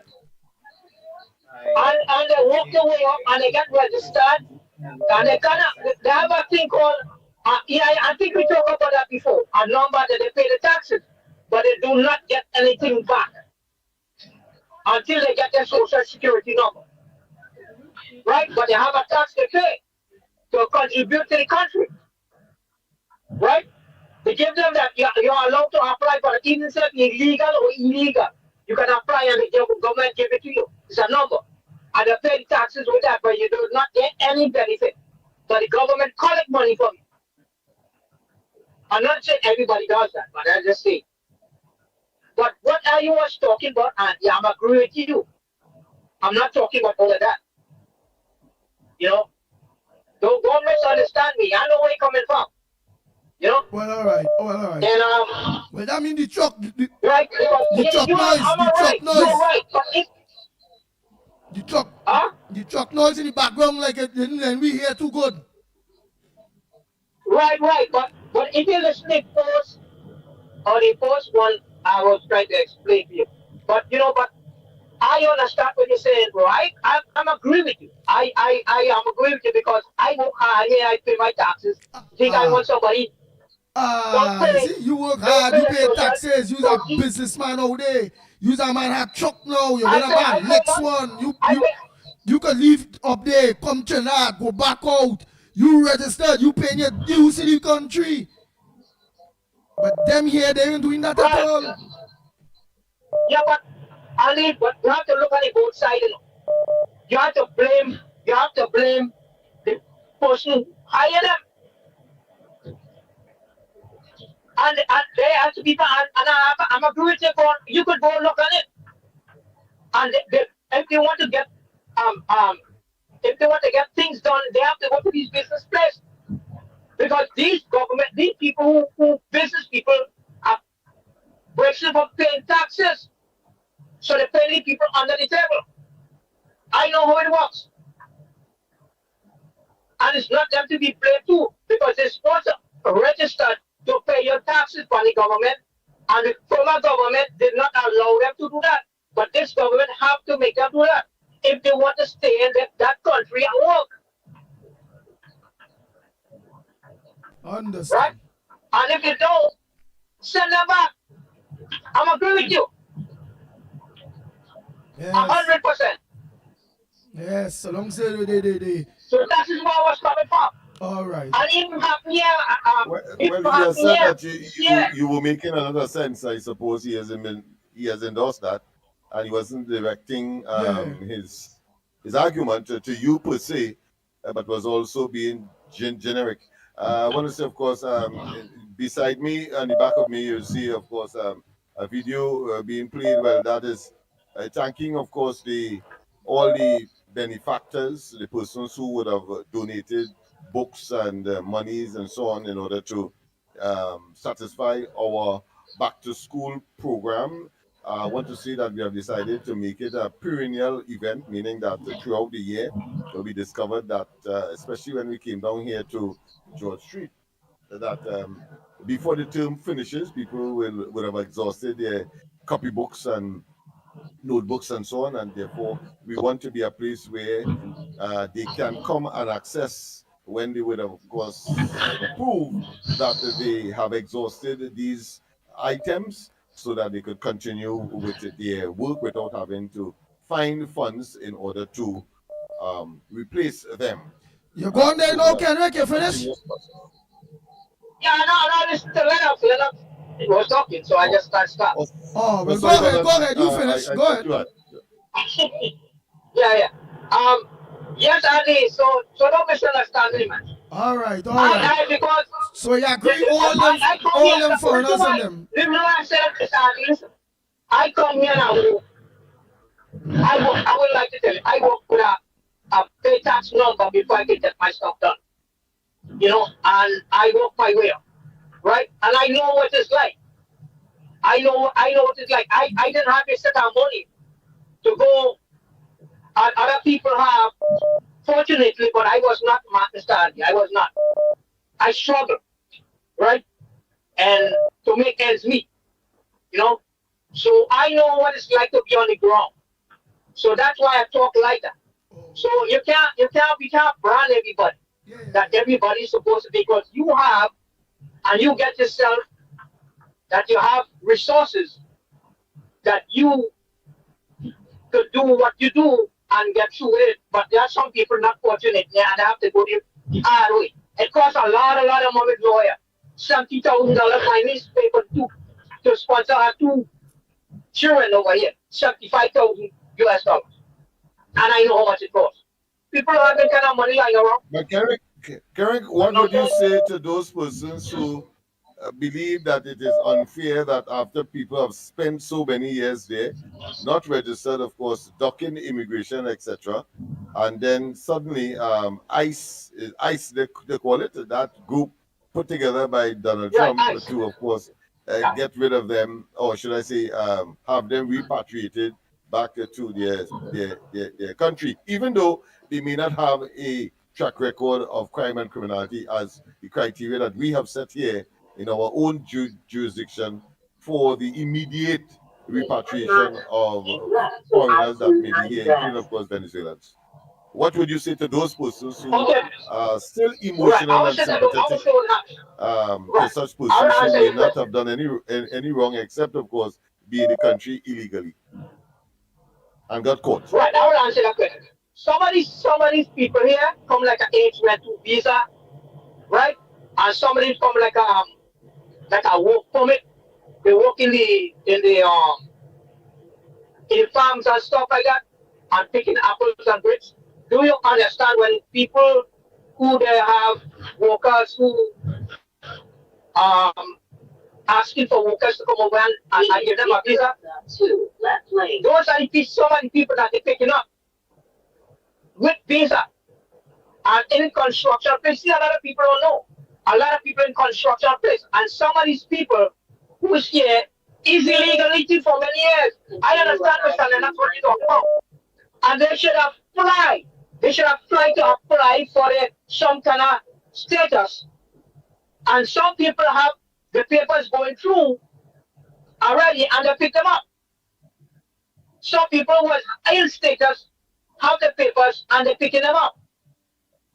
And some of them don't. You see? So all of these people that they're picking up together and they're deporting them with no due process. They're supposed to process them. They're not doing that. They're breaking the law. Yeah, I saw an incident like that where the person is legit, but because they had some connection to one of the Latin American countries, they were summarily, of course, deported, and now they're having problems to retrieve that person to bring them back into the country. So there is a policy to get them out, but nothing if you make a mistake to bring them back in. So that person has found himself in a sort of limbo situation and a total and absolute paralysis. Right, because it's not all of them when they deport is legal. They have due process going on. They have the papers inside, but they did not get the original, like the green card, but they have a status, but it's still deported. Yeah. So that is what's going on. It's not everybody that pick up the deport. They're looking for people like I will tell you as it is. Look, they're in Chicago right now. I am in Chicago. They're in Chicago right now. Walking around your brown skin or you're looking funny. They grab you. I'm telling you what's going on. People are talking truth. And when we go to people, they're legal here. And some of them have papers going through, but they get a work permit to work. And they go in these stores and them, all these restaurants and these stores and them, and they rounded up all the people, which they have legal rights. But they don't want to know that. They have due process with a lawyer and them. They do not go to the due process. They hold them and just deport them. Yeah. That is what's going on. All right, thank you so much. Oh, go ahead. So I just give you a little heads what's going on, but that's it, man. All right. So Mr. Lennox and Mr. Ali, I was not batting you, I was just trying to make a point. Yeah, we understand now, man. Penrick. Yeah. I'm going by the law. I go by the law and I do it fairly. Fair. I'm a fair person. I know what I pass through here and I don't like it for somebody else. I like people calling me names. Somebody, Mr. Barpo said yesterday, oh no, nobody never called me name. You know what people call me? You know what people tell me here? I should go back to the country where I come from. You know what people tell me here? On this road? You know what I tell them? You know what I tell them? When you're ready to go, I'll follow you. Because this land here belongs to the American Indian. Not you. You colonize and come here. So don't talk nonsense. So when they tell me that, I say, hey, when you're ready to go, let me know. I'll follow you. They don't talk. Talk done. All right. Thank you. Oh boy, next caller, pleasant good morning to you. Good morning to the ground report. Good morning, Mr. Tabakit. Pleasant morning, Andy Williams and Lennox Smith, and to Mickie Kerr. Oh yeah. I loving this program this morning. To the point, issues and international issue. Look, let me go back straight on, Andy, with you, and Lennox came in and he weighed on it in terms of the immigrants and the Ministry of Labor. Let me put this out here in case citizen did not know and was not aware. Let me take my time. Every business that is hiring an illegal immigrant is breaking the law of Trinidad and Tobago. Lennox and Andy, let me repeat, All those who is hiring Venezuelan without a work permit is breaching the laws of Trinidad and Tobago. And I make a clarion call this morning. And let me repeat, Andy and Lennox. I make a clarion call to the government immediately to call on the officers in the Ministry of Labor. As a matter of fact, they could work together with immigration officers. But for the while, the Ministry of Labor must go to every business in Trinidad where there is foreigners and demand to see the work permit for that individual. Andy, you on point this morning, go to the head of the class. As long as they have the work permit, they know via that company or business, they're entitled to pay all the taxes as a result of that. And I'm saying this morning, whether or not if the Ministry of Labor, not the minister, because let's be fair, this government did not make 5 or 6 months in office. So which means the officers in the Ministry of Labor is not doing their job. And let me tell you this, there will be a mad panic and hysteria in Trinidad. And this morning again, Lennox and Andy, let me make the clarion call. I call very respectively on Leroy Batiste, the Minister of Labor. Shake up the Ministry of Labor. They must, the officers, and they cannot be sitting in that ministry. Lennox and Andy, let me say this, there is officers that is assigned for that in the Ministry of Labor. And they are there sitting behind the desk and not going out there. And I am saying this morning to all those who is hiring these people and hiding them in the back, it is time that immigration work with the Ministry of Labor. It must stop. And Andy and Lennox, I ask you all, interview the minister, interview the people at the Ministry of Labor, especially the officers in the Ministry of Labor, why they are not going to businesses and carry out their roles and function. As I take my leave, let me say this. To all those who is hiring Venezuelan immigrants and they do not have a work permit, every business, Lennox and Andy, let me repeat, every business in Trinidad that is hiring these people, they are contravening against the law of the Republic of Trinidad and Tobago.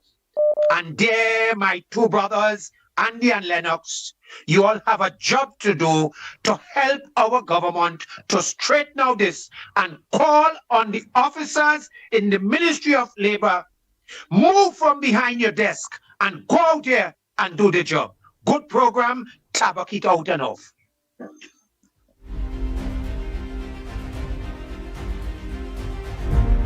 Go ahead, caller. Pleasant good morning. It's calling for aggressive action on this matter, Andy. Yes, yes. And of course, the other side of the debate is whether or not the time has reached for such action to take place for the regulatory, those who are responsible for making sure those persons in the regulatory offices that are supposed to enforce whether or not the time has reached for an aggressive agenda with respect to this matter. This debate will not stop because our population is increasing, our economic circumstances are deteriorating for the time being, and therefore the consumption and the expenditure ratio is widening, and therefore the income to sustain such is also, of course, is an illusion or is eluding us. So there must be some kind of equilibrium, and the decision must be at the highest level. The decision makers who have been elected to manage the affairs of the country. Good Good morning, Professor Andy. Yeah, the responsibility is left upon them. Good morning. Right. Before I get into my substantial point, let me make a comment on those venues that is coming to the country. You remember KCR used to visit a place that we all familiar with, and he always met with a fella, this Mr. Budit. Will Mr. Budit still have his product and service available? The fact is that is where a lot of the services came from Venezuela. All right, my more substantial point is I am the fifth estate. Andy, Lennox, you all, and the newspaper is the fifth estate. And I want to throw out a question. We had a mutiny and we had a coup. The leaders was Abu and Rafik. Would the citizens of Trinidad and Tobago tolerate Abu being given a column in one of the print media every week? I don't believe so. Now, why are the experts continue to give Rafik a column? Because he had a column last week and he was very, very aggressive against our current Prime Minister. And why I'm saying so, I'm going to show you how these two print media houses are the mouthpiece of the PNM.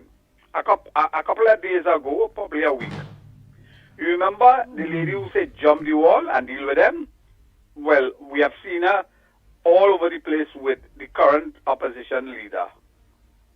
We have seen her in the People Same Meter on one of the news television station giving a view of what's going on. That tells you. Now we have somebody who basically does not like and respect women in authority, Rafik. And he made a comment that was basically against the Prime Minister castigating her with a comment for bloodlust and things like that. But one of the better journalists or hosts brought on the Rear Admiral, retired Admiral Richard Kerr, very highly basically accepted in Trinidad and Tobago. And he gave us his take on the mutiny. And what he's saying, what that gentleman has been writing in his column is far from the truth. What he's saying, what Rafik has been saying, his mutiny was basically to do certain things, and it wasn't to create violence. But what Mr. Admiral said, that is untrue. People died, and when they were leaving the Tetra, they had lots of guns and grenades and high artillery. And his commander was an Englishman. And the Englishman tell him he wanted him to man the ship that would have prevented them from leaving, Rafik and the mutineers from leaving Tetra. And what he whispered to him, he said, look, as a Trinidadian, I want you to do it. I'm an Englishman. I don't want you to do it. But please minimize the death that would have arisen from the action of you preventing that. The same time, Richard Kelshaw on yesterday and today repeated, said it was so serious in 1970, the British and the American had boats right inside our waters, waiting to come ashore if it turned bloody. And what you are alluding to is that the mutineers, even though they were supporting the Black Power movement, that wasn't their gripe. The gripe was their seniors wasn't basically, they believe, competent as them because they were trained in SANELs, and it has people who were basically in charge of lower esteem, lower meritocracy who were not brilliant at them, and they wanted a change. They wanted to take leadership. It so happened that he was jailed and he eventually was freed, but he continued to put into the newspaper a narrative is untrue. 5 years ago, the Express basically interviewed Kelshaw's daughter, and Kelshaw's daughter said the same thing. What his narrative is to fool the people and continue to give a totally different narrator and play Pontius Pilate when he basically intended to cause plenty harm to overthrow a government. Just like Abu, consider Abu getting a column. I'm going to have a nice morning.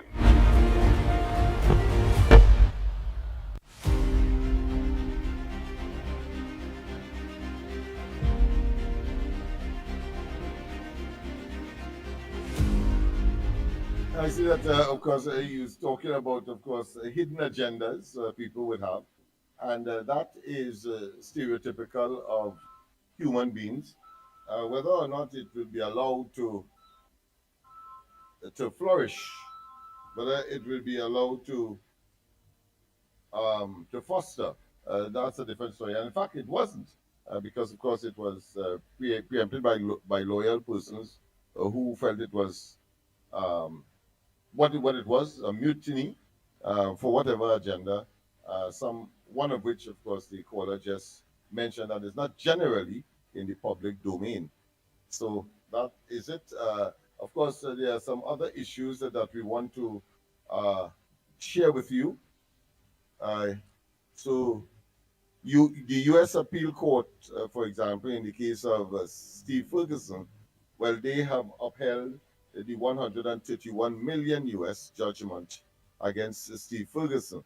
Where he will go next, I understand that there's another opportunity to appeal, so he will be going to the what 130 million with Steve Ferguson again? Just give us a reminder.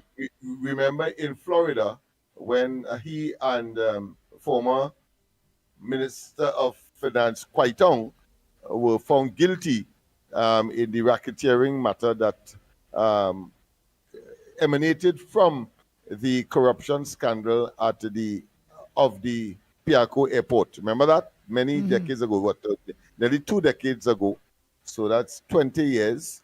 And to date, of course, the appeal court, because the matter was pursued by the then government in the Florida court, and they became successful. Finally. But all that money the matter pay the US government? Yeah. 100 and something million? US?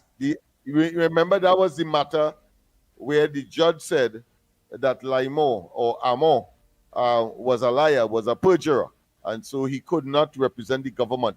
But he couldn't represent, he was representing Quaitong as a defendant, and suddenly as he get the portfolio of Attorney General, he then switched. And the court is telling me in no uncertain terms, not only are you a liar, but of course that is a dangerous development, because you would have had access to information which would have been between attorney-client, and you would have tainted all of that now that you turn prosecutor.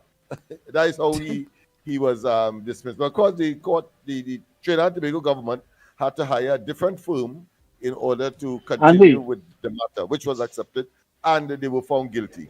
Go ahead, call. Already phone getting late trouble, but it's getting there. Go ahead. Andy, Orlando here. You hear me, Andy? Yeah, go ahead. Yes, I'm hearing you as Andy, okay, let me tell you something. Let me tell a lot of people something. If you're illegal, you cannot work in this country because you have to give them your social security number. And when you give them a social security number, that's hooked up to something called E-Verify. So it verifies you if it's legal or non-legal social security number. So that's how it will start. Now, Bag 4 come up here with a green card, and he must tell you he have a green card because they don't give you no work permit or anything like that in this country. Okay? Work permit is given to people who are specialized, like in the medical field. And I'll tell you one thing too, how you can get a work permit. If you are a West Indian cook, okay? If you are specialized in curry or If it's a West Indian, what? If it's a West Indian, what? cook. All right, If you're good. a cook, that you cook, I'll tell you why. There's no colleges in America teach you how to cook West Indian food. So you might get a work permit. No, you would get a work permit, but it take you about 5 to 10 years to get a green card. But you will get it permit. So when people want to know what English, talk to me. I know a lot. The next thing is to agree. He have a green card passport, so he get it everything with ease. People don't do that. And what Eric Kendrick said is true. You know, people have to dodge and hide. So there are a lot of things in this place that people don't understand, and they talk about this and he buying eggs for $1.99 and dollar store and $3. Those are rotten eggs. People don't buy them eggs. People who, I mean, I'm not condemning them. I'm being honest, but eggs are very expensive. But that's how you get a work permit. You see, if you are a doctor, they will give you a work permit, and then they will get you a green card because you're specialized. Because I'll tell you something. My nephew he works in a college, and he works in the cancer research department. And he had no green card, but they give him a permit, but he's going to get his green card because the college will give him his green card because he specialized in something. But you cannot be a welder or a straightener or a painter and get a green card because they have a million of those people in America, right? The welders. My friend was welding and he couldn't get a green card. Why? Because they have welders all over the country. You see, they put the job on the newspaper and they advertise your job. If you want to be a welder and you apply a green card, they will advertise the job, and a lot of people go to apply for the job, they won't get a green card. You see, and what they do is when they register you, they want to know where you are. So when they're ready for you, they could come and get you very easily. So you see, when basketball you register, they don't register. You come up, you have your green card. People have the green card. My friend is living in Trinidad. He has green card. He spent 2 months come back. I have a friend who's a citizen in Trinidad, living in Billini House. But that is how you do. They register them to know where they are. When they're ready for you, it is very easy to get you. Because they fool you. Oh, we register you. We know where you are. We have your papers. But when they're ready to come and get you, simple as that. That's how it works. I mean, I have friends who work in immigration. I tell you, when people think I talk, and I don't talk by blind, I talk what I know, not what I guess. I know that, Andy. But anyhow, tell Kendrick to give me a call. I live in Orlando, Kendrick. I live close to Universal and Disney, only 10 minutes away. Give me a buzz. Andy, Lennox, Mickie. Talk to you later, my friend. Bye.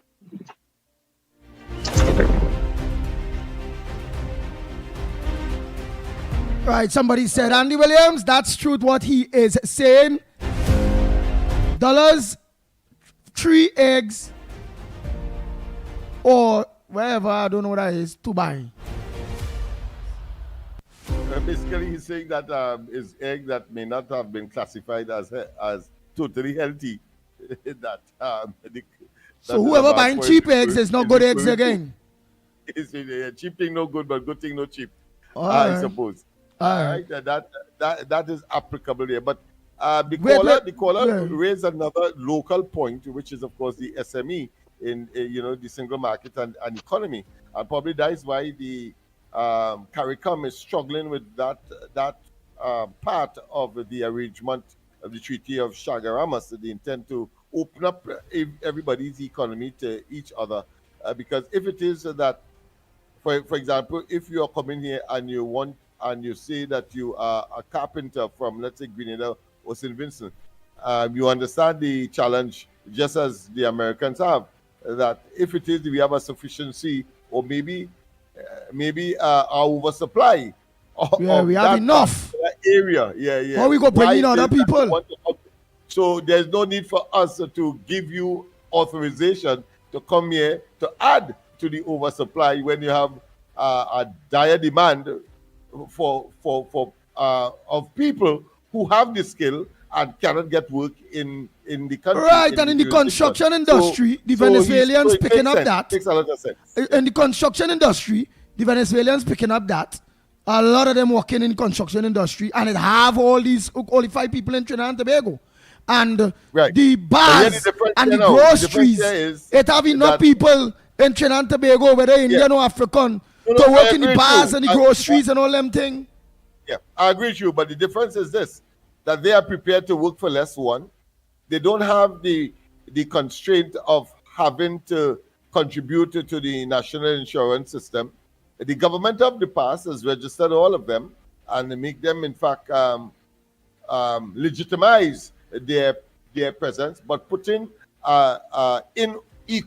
unequal situation onto the labor market and therefore employment opportunities in the country. That is what they have done. And telling us there's only 40,000 persons probably to I justify lie. that is a small amount, so therefore it shouldn't impact negatively on supply and demand. But it's really not so. We know it's over 100,000 and counting. Exactly. So at the end of the day, all right, go ahead, next caller. Good morning, Andy. Good morning, Lennox. Barack Paul calling here. Andy, let me tell you The man something. say you have a green card, that why you there? You ain't hard. You did not it hard. Let me tell you something. I don't know if people is be trying to give you the history of their life for people to feel sympathy for them or to try to let me tell you something. Once something is illegal in the night, it's illegal in the day. Who want to support and feel sympathy for illegal activities, die them business. My philosophy in this life is here what? I just try my best to follow the straight and narrow road, guide my family and my children them in that same direction so that they don't have nothing to fear when it comes to the law in engaging in anything. Even self, when you in Trinidad, to bribe a licensed officer to get illegal connection from Tech, everything is bribe in Trinidad. I just make sure and take my time and go to the right way because I just always say, you see me, I don't want to get nothing to feel that, oh, hey, hear what? I get this by illegal means. Now, we just come and we just talk about, oh, how hard they work and you have to struggle and all these kind of things. If people choose to work hard and struggle, that is them business. I don't have no problem with that. You understand? But if I choose to say here what, I know what it takes if I need to go to migrate to another country and be comfortable. I know what I had to do. It's years now I working that and working with my family to achieve that.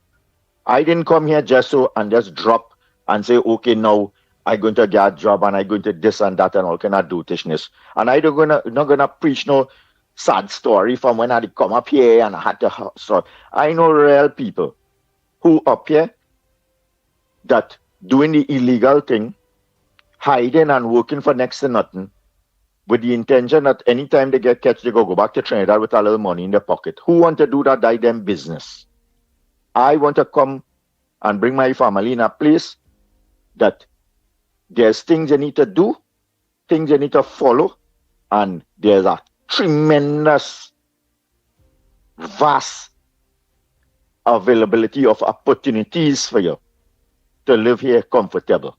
First, to begin with, people don't try to lay in on. You see, the dotations where they're talking about, oh, if you have a specialty, you could come here and work. That is nonsense. You understand? I could tell you that from facts. What people have to understand is that we education system is Westminster. That is a European thing. A doctor from Trinidad could go England and practice. He could go anywhere where that education system is concerned. And when you come here, they don't recognize that. You have now to get the equivalent qualifications to be a doctor here, to be a lawyer here, to be a plumber here. Anything you're doing, you have to have their type of certification that they will recognize you with. So this nonsense we're talking about, you could just come up here and think, look, let me tell you something. There are tremendous opportunities for people who are plumbers here, HVAC technician, construction workers. Now these people could be the best plumber, the best at that in Trinidad and Tobago and qualify there. But when you see a reach here, you can't go and say you got be a contractor here and earn the kind of revenue you really would be getting. You have to probably work for somebody else and be like a laborer or some kind of thing, or you might be better than the person. And if I come here and living comfortable and doing the right thing, that doesn't supposed to bother them. I'm not gonna come and preach, oh, how hard it was, and I had to do this, and I had to do that, and I them business, I don't care about that. But what I could do now is to give other people, like myself, who want to make a life in America or wherever country the thing, I could follow them through a process to show them how you could start at a comfortable level. You'd rather start at going doing washing dishes and this and that.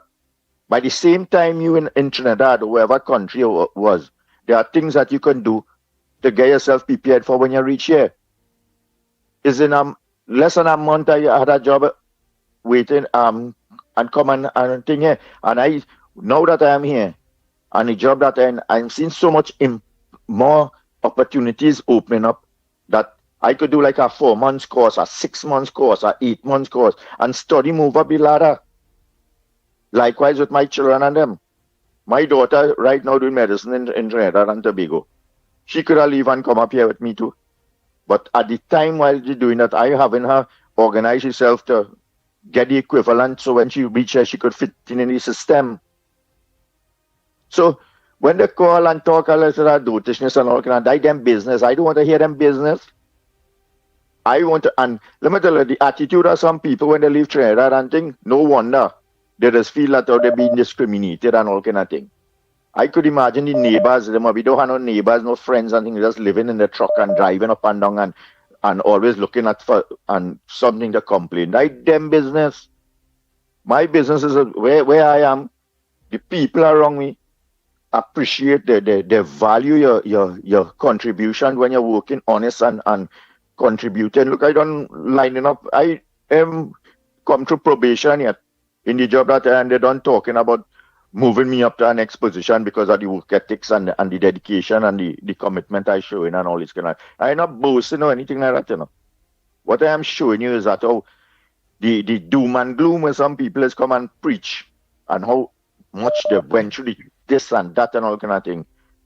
There's also a other side to that they don't tell you that because they just feel that how once you leave somewhere you have to go through the same mill as them went through. So they won't share the knowledge of, hey, instead of you had to go through all this hardship. Here what you do now. While you're waiting on your green card and while you're applying your process paper and thing, here what you do. Get online, link up to some educational facility, get yourself qualified, get some kind of certification so it could be accepted in America or wherever country you go. And then when you reach here, you would bypass that, well, you know, thing hard, and I can't thing, and I had to wash, and all that nonsense. You understand? So who choose whatever direction or journey they want to take, them is to write a book and publish it. But the book I go write and publish is one that, oh, hey, if somebody green in the system and they want to start somewhere and they want to start at a good level, I could guide you through that.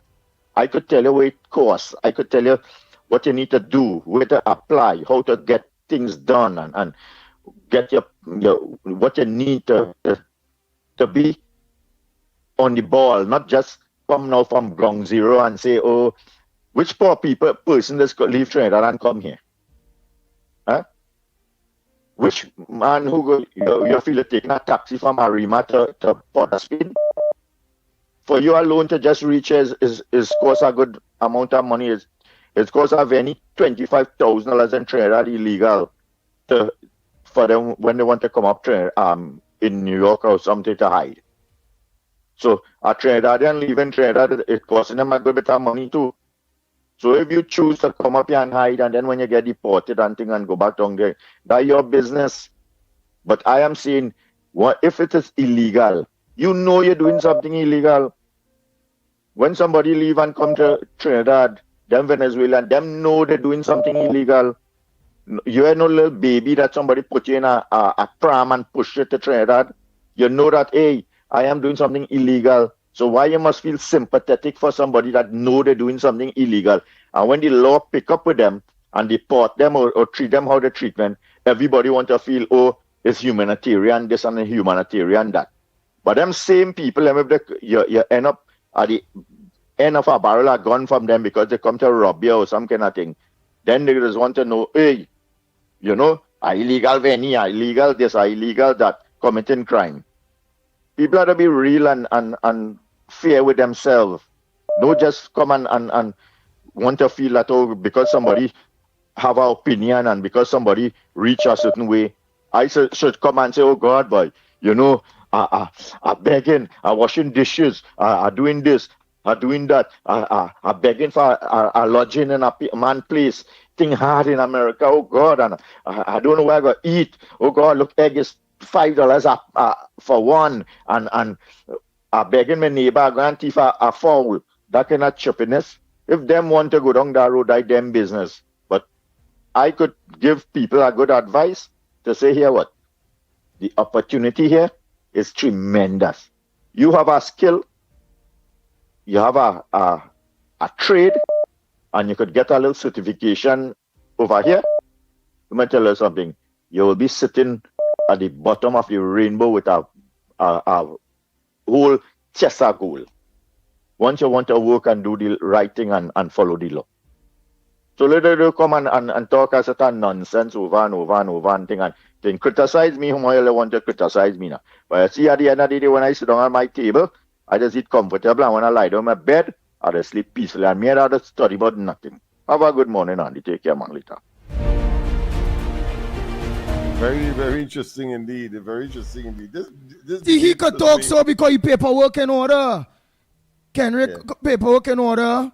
Many of them who just call we program, that's come in and out the country because the paperwork in order.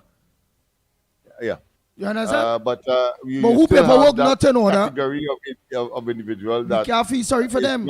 It's not so accomplished, and you cannot help it. It's human beings. They are going to feel sorry, especially if it's family members. You would feel some empathy there and some sympathy as well. But it does not take away the fact, and I agree with all of the callers who are sticklers for the rules and the law, because we are rules-based, we are law-based society, whichever part of the world that you go. And it's unfortunate that if the people didn't put their house in order, well, they have to suffer the consequences. But I like the idea of Barack Paul saying that his willingness to assist people to chart the right path, the straight and narrow, so that they don't find themselves in a situation like that. Maybe he may want to invite, I don't know, persons who even as the situation is becoming increasingly difficult, that they may well have, and the people who are so inclined to go to the United States, they may have still a window of opportunity that he might be able to guide them with. I'm sure that he is open to that based on what he would have said. Okay, go ahead, caller. Yeah, morning. Part of the problem too, right? Which is bigger than the Spanish themselves. The one we had a bigger problem is the ones, the trainees that are actually encouraging it, right? The ones who just be talking about give them a chance, we hadn't let them live. You see all that set of nonsense? That you can't be encouraging that them people is part of the problem. Let me tell you something. These people, boldface, they don't even know how boldface is. Them literally getting on for the benefits of the local people, you know. Right? They're getting on because they want to churn in school. They're getting on because there was certain kind of look here. I wouldn't be surprised if they start to ask for pension and disability grants, because that is the direction it's heading, right? That's the direction it's heading. The kind of things them want is like if just now they're going to start to ask for disability grant and pension and thing too, and they even throw that the others. The people who encouraging this nonsense is part of it too. All them new just be balling out. Get them, they just work so hard. Get them a chance and putting them in the house. The kind of things people is be doing for these Venezuelans, they don't even do it for their own people. They don't even do it for their own people. It had a Ian Allen episode I watched. A farmer build a whole home for Spanish and everything next to the farm and everything. And that same Spanish turn around and rob them. Right? He even doing that for your own local people to say, oh God, the person live in San Fernando, he had to come up a Rima side. Let me build up a something and shed. No, they ain't gonna do that. They ain't gonna do that. But they'll be doing this kind of thing for these people. And they'll be biting the own hand that feed them.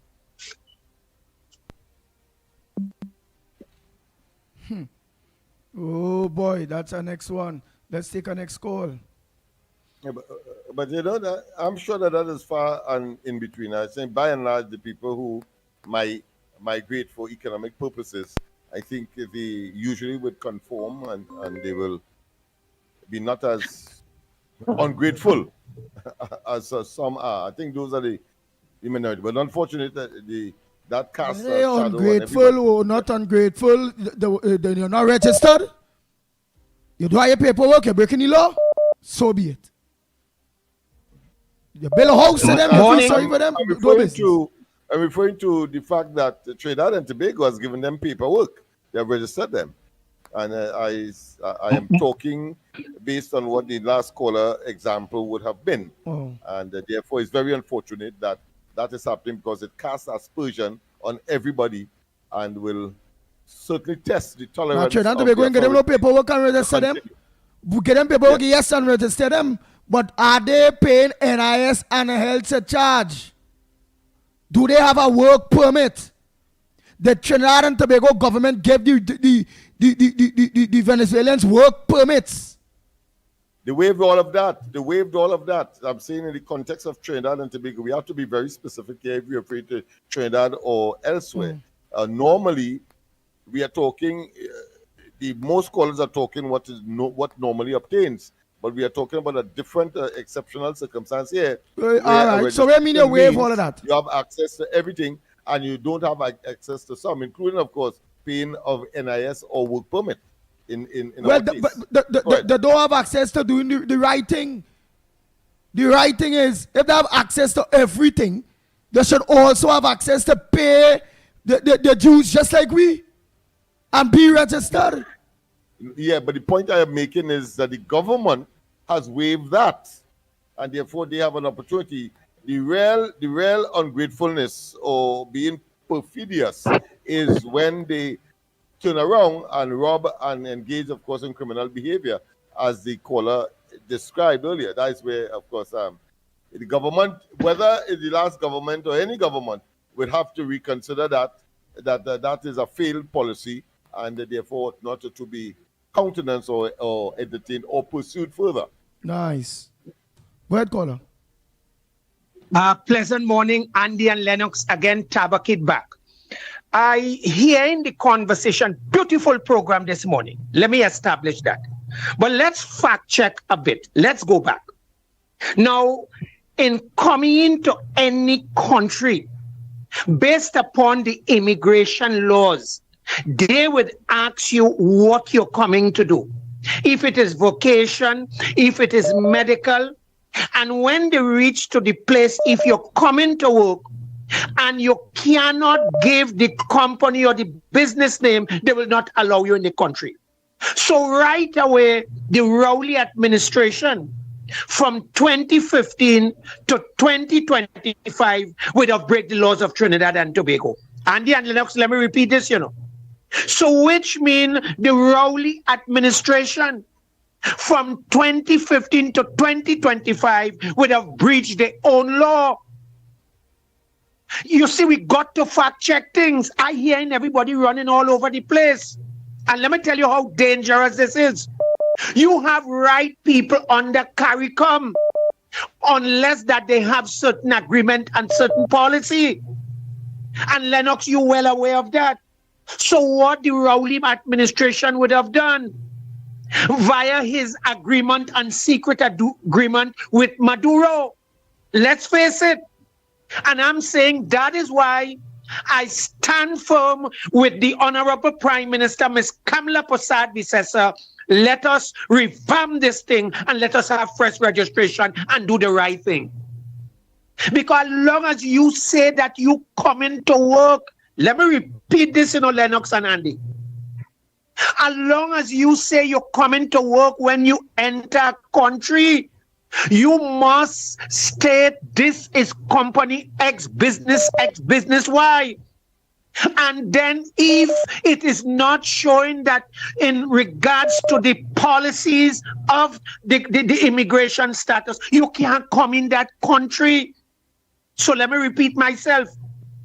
The Rowley administration was a lawbreaker administration. Rowley would have been in cahoots and backroom deal with the Maduro administration. So that is why Rowley and they and the Foreign Affairs and those who was in charge of immigration broke their own law. And anybody to challenge me on that, I'll tell them fact check it. They breached their own law. That is there in the immigration policy. As long as you enter in a country, and anybody want to challenge me on that, I say please go right ahead. And but the new administration just have to put back the law, bring back stability to what is the law with that. And all right, and if these people done you. Let's be clear here. Let's be clear. In every law, usually there is an exception. In the case, for example, when the cabinet banned, let's say, Sloke Carmichael, well, of course, and then they lift the ban. Why? Because in the law, there is the provision of the minister, and therefore the cabinet of the country can, of course, make exceptions. And that particular registration was the victim of that exception, where the minister can, of course, create the circumstance that we saw there. Of so course, you're saying oversight powers by the minister. But can I beg you a question? Go ahead. Can I beg you a question, Lennox? Can I ask you a question? Yeah. So what you're telling me, and I want to follow you now as the host, you are telling me this was done for one country. This is what you're saying. The government would have done this for one country, and all the other sovereign countries throughout the world, this policy is not there. I say garbage. I call on the Prime Minister to scrap it immediately. Lennox, this is what you tell in Trinidad, that this policy is theirs for the Venezuelan and even our African brothers. Lennox, wait, I hope you know the can of worm you're opening there. You have brothers coming on from the continent of Africa. And Dr. Rowley administration did not do that for them. You have Africans that is languishing in the detention center, and they would have done nothing. So I am saying that law have to scrap as this morning, because that law is discriminating against other foreigners. You telling me one country in the world, including for CARICOM nationals, which we are part of CARICOM. Thank you, Andy. Imagine that. That's what exactly you what I'm telling saying. me? I'm saying that the cabinet or the minister has the discretion to take such action, and there's nothing anybody could do about it. So what you telling me, unfortunate as it is, discriminatory give me the mic for 1 minute. as it suggests. But the fact of the matter is that they had the authority to do it, and they did it. So what you telling me, let me ask the question. I don't know if it's a foolish question, but to me it's a pertinent question. You are telling us, Lennox, via this mic, and you're talking to the world here this morning, because you're on the World Wide Web. What you saying, the Rowley administration that came in from 2015 to 2025 discriminate against his own CARICOM brothers and sisters? Lennox, answer me. I need an answer for this. This thing is serious. No, in effect, the answer is yes. In effect, yeah. So because then if it's the purpose for providing that discriminatory preference to the Venezuelans, they will argue is different to that of the other, whether CARICOM or African let's say diaspora. Well, I should say diaspora, but certainly let me say countries. Yeah. Let me say this, Lennox. I make a clarion call to our beloved political leader and Prime Minister, the Honorable Miss Kamala Prasad, and to the government information section, which is listening because they listen all program. Immediately they must rescind that and scrap that, because that is a discrimination to the highest order. That one section, one set of people must be given this priority, and our own CARICOM. But Lennox, if this here does not smell corruption and discrimination, and I'm glad you raise it, because you raise it there, and it tells you, I am saying that must be scrapped today.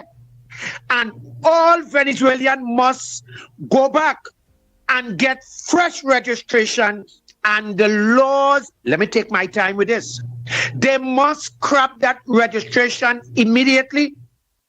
And they must put back the proper law via immigration. That question have to ask, if you're coming to work here, who is the business? Who is the company? And if you can't, according to Andy, and let me say this to the caller before, who was saying that work permit only applies to a certain section. Mr. Gentleman, wake up. Who is your daddy? Let me say this respectfully.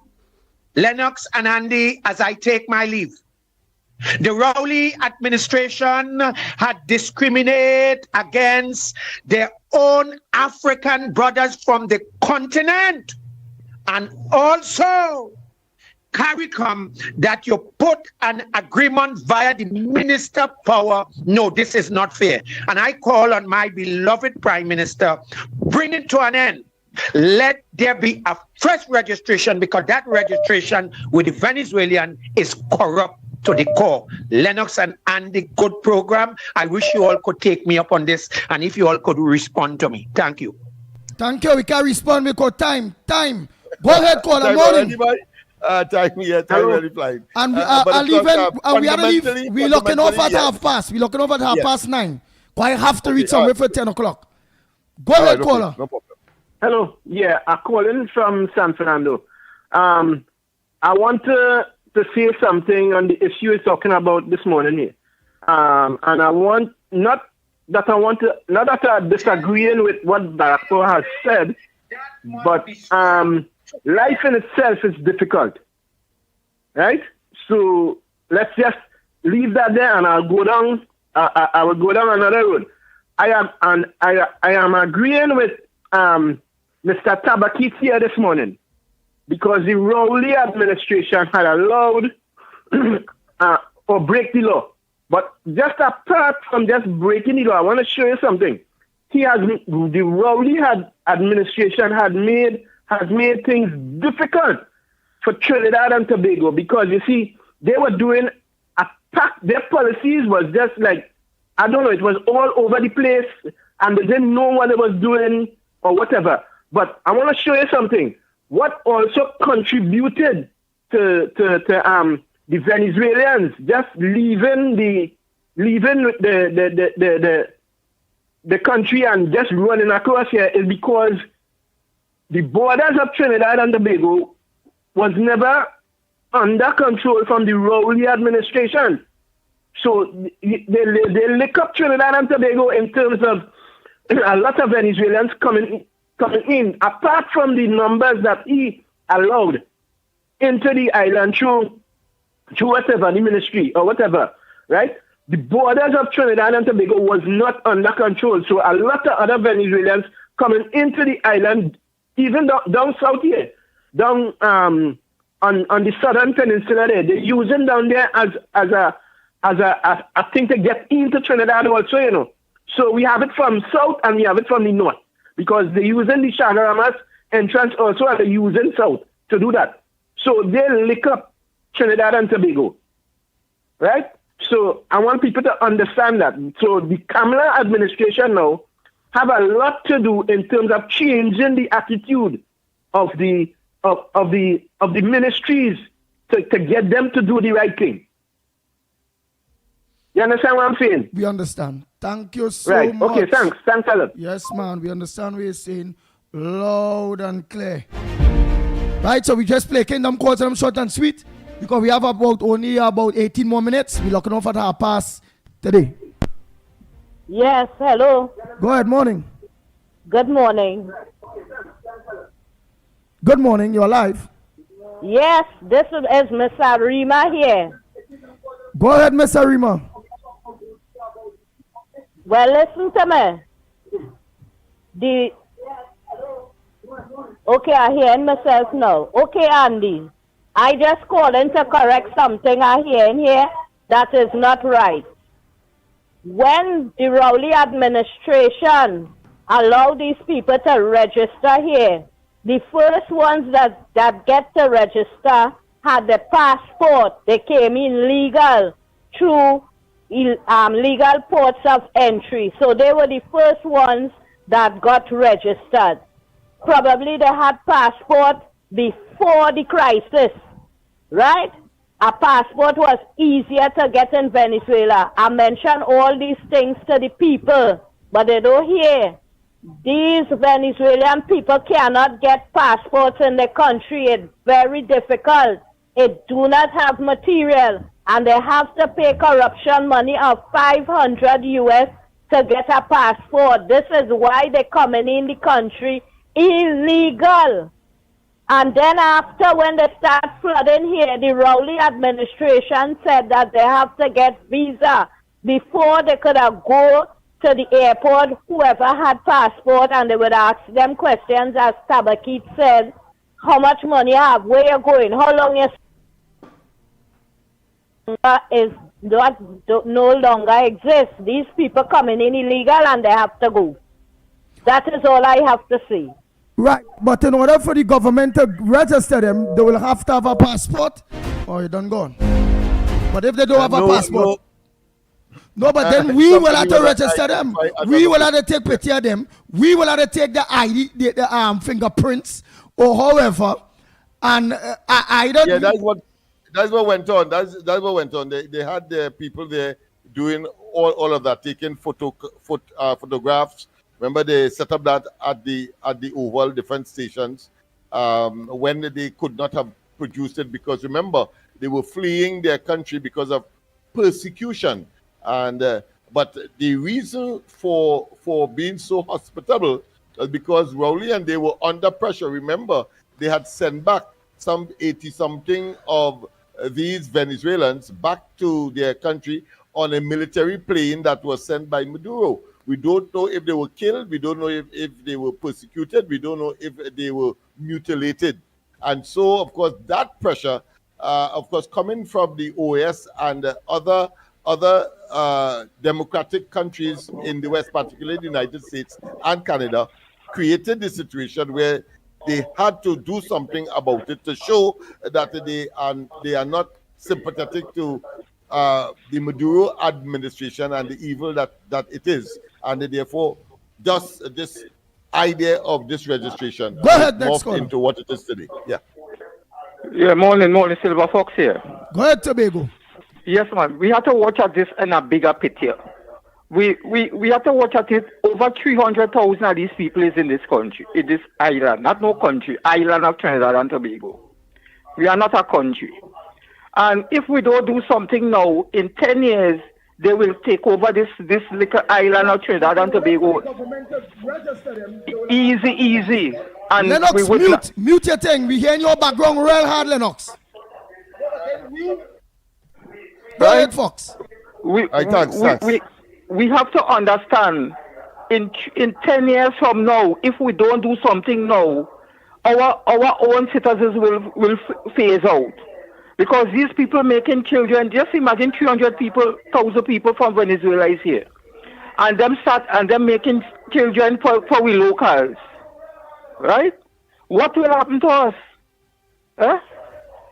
What will happen to us in Trinidad and Tobago? You have to stand up now and take it because these people is coming in on these shores illegally. Right? We have to stand up. Otherwise we're gonna lose our own culture in Trinidad and Tobago. Venezuela go take over here. These people have an agenda. These people are not just because of you all feel they come because of pressure. Something is not right. Something has to be wrong, right? And people talking about have God in you and have God in you and thing. This is not about God. This is about saving Trinidad and Tobago. This is about saving your home, right? Because these people make children like a rabbit does do it. They don't care. We will lose our little island of Trinidad and Tobago if we don't take heed now. And stop that stupid. Remember Rowley say, somebody touch him, somebody touch his soul. If Rowley was somebody did really touch Rowley's soul, he would not pressure away so much in this country of Trinidad and Tobago. And I want to say this to you. God take a rib from a man and put it in a woman. Right? So we are woman.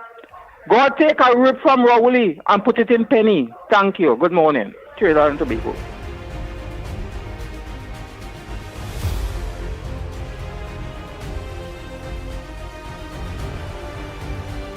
Well, I had to play some voice notes because we only have 20 more minutes. So we ain't taking no more calls. Let me play some quick voice notes there. Some of you already call and calling back. Give others the opportunity to call in, please. And let me play some voice notes. Starting with Bossman. I played it earlier this morning, but I didn't have all these people lock on. So I have to play Bossman voice note. Did you get to hear Bossman voice note this morning, Lennox?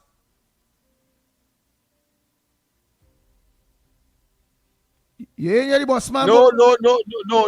All right. Well, you're going to missed that session. All right. Probably missed that session. Well, boy, that man make me laugh. Right? So this, what? You're going to laugh, boy. They Bossman voice note. Boy. Let me.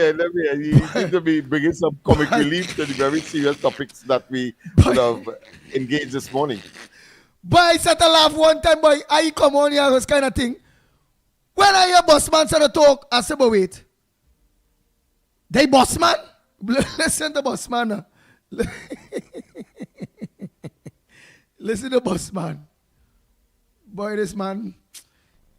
I like he, yes. I like he on the program, yes. I ain't gonna lie. He just give me a laugh, yes. Hear him now, hear him. Good morning, Ground Report. Andy Williams, Lennox Smith, Mickie K. Andy Williams, I am appalled to see the state of my country and what my country has become. The country is overgrown with grass, weeds, and bushes, right?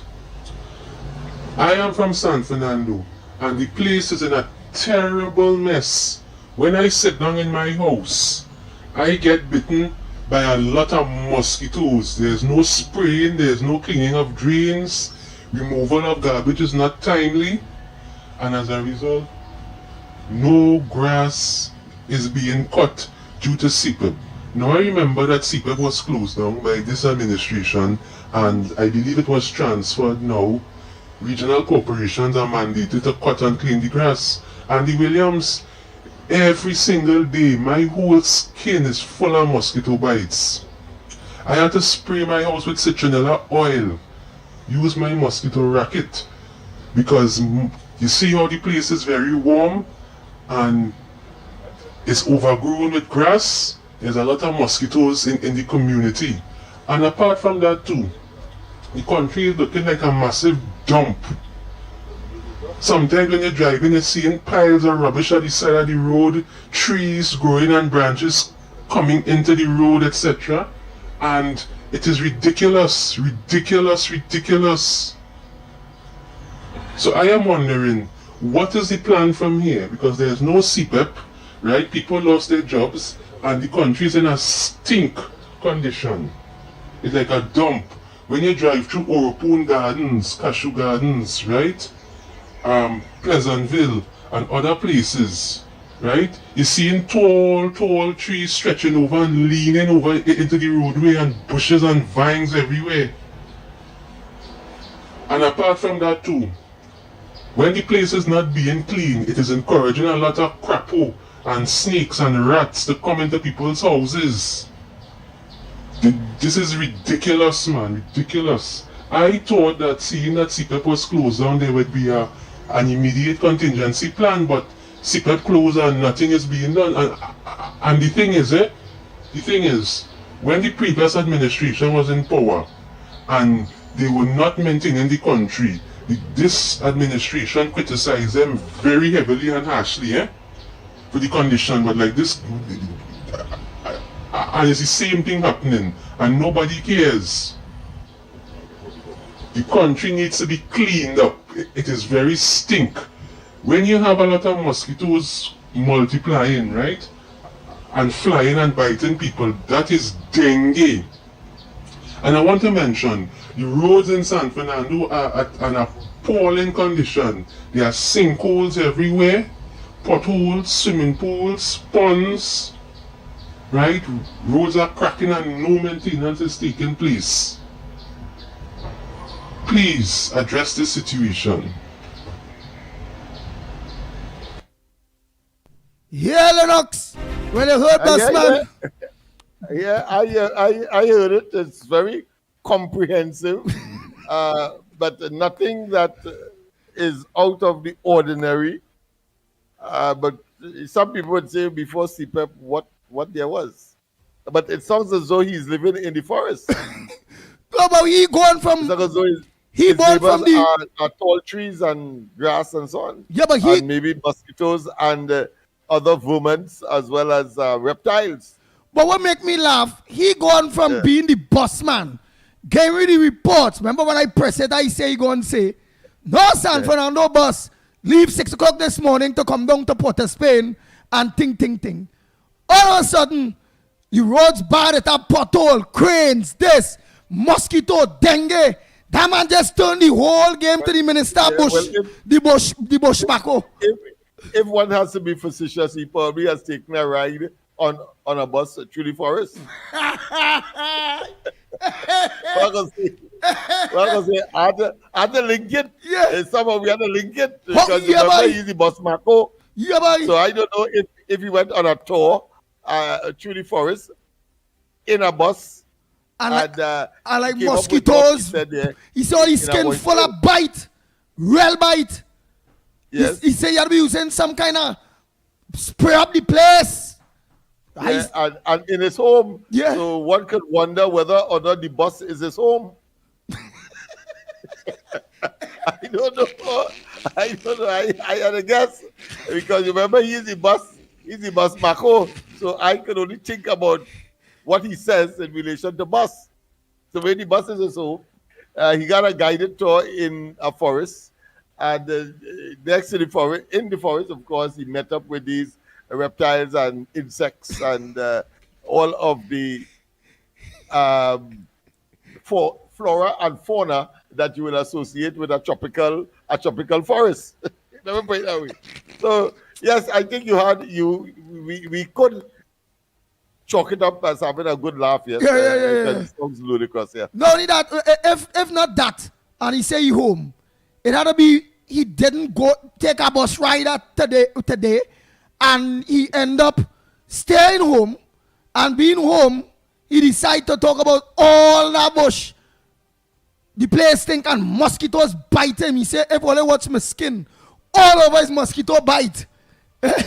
Snakes and crappos all over the place. And I got the impression he sounded like if he had any neighbors, like those items, or those insects or those animals might have been his neighbors. I don't know. But it sounds to me like he's living a reclusive life. Oh, Lord. Man, only it's 3 minutes still.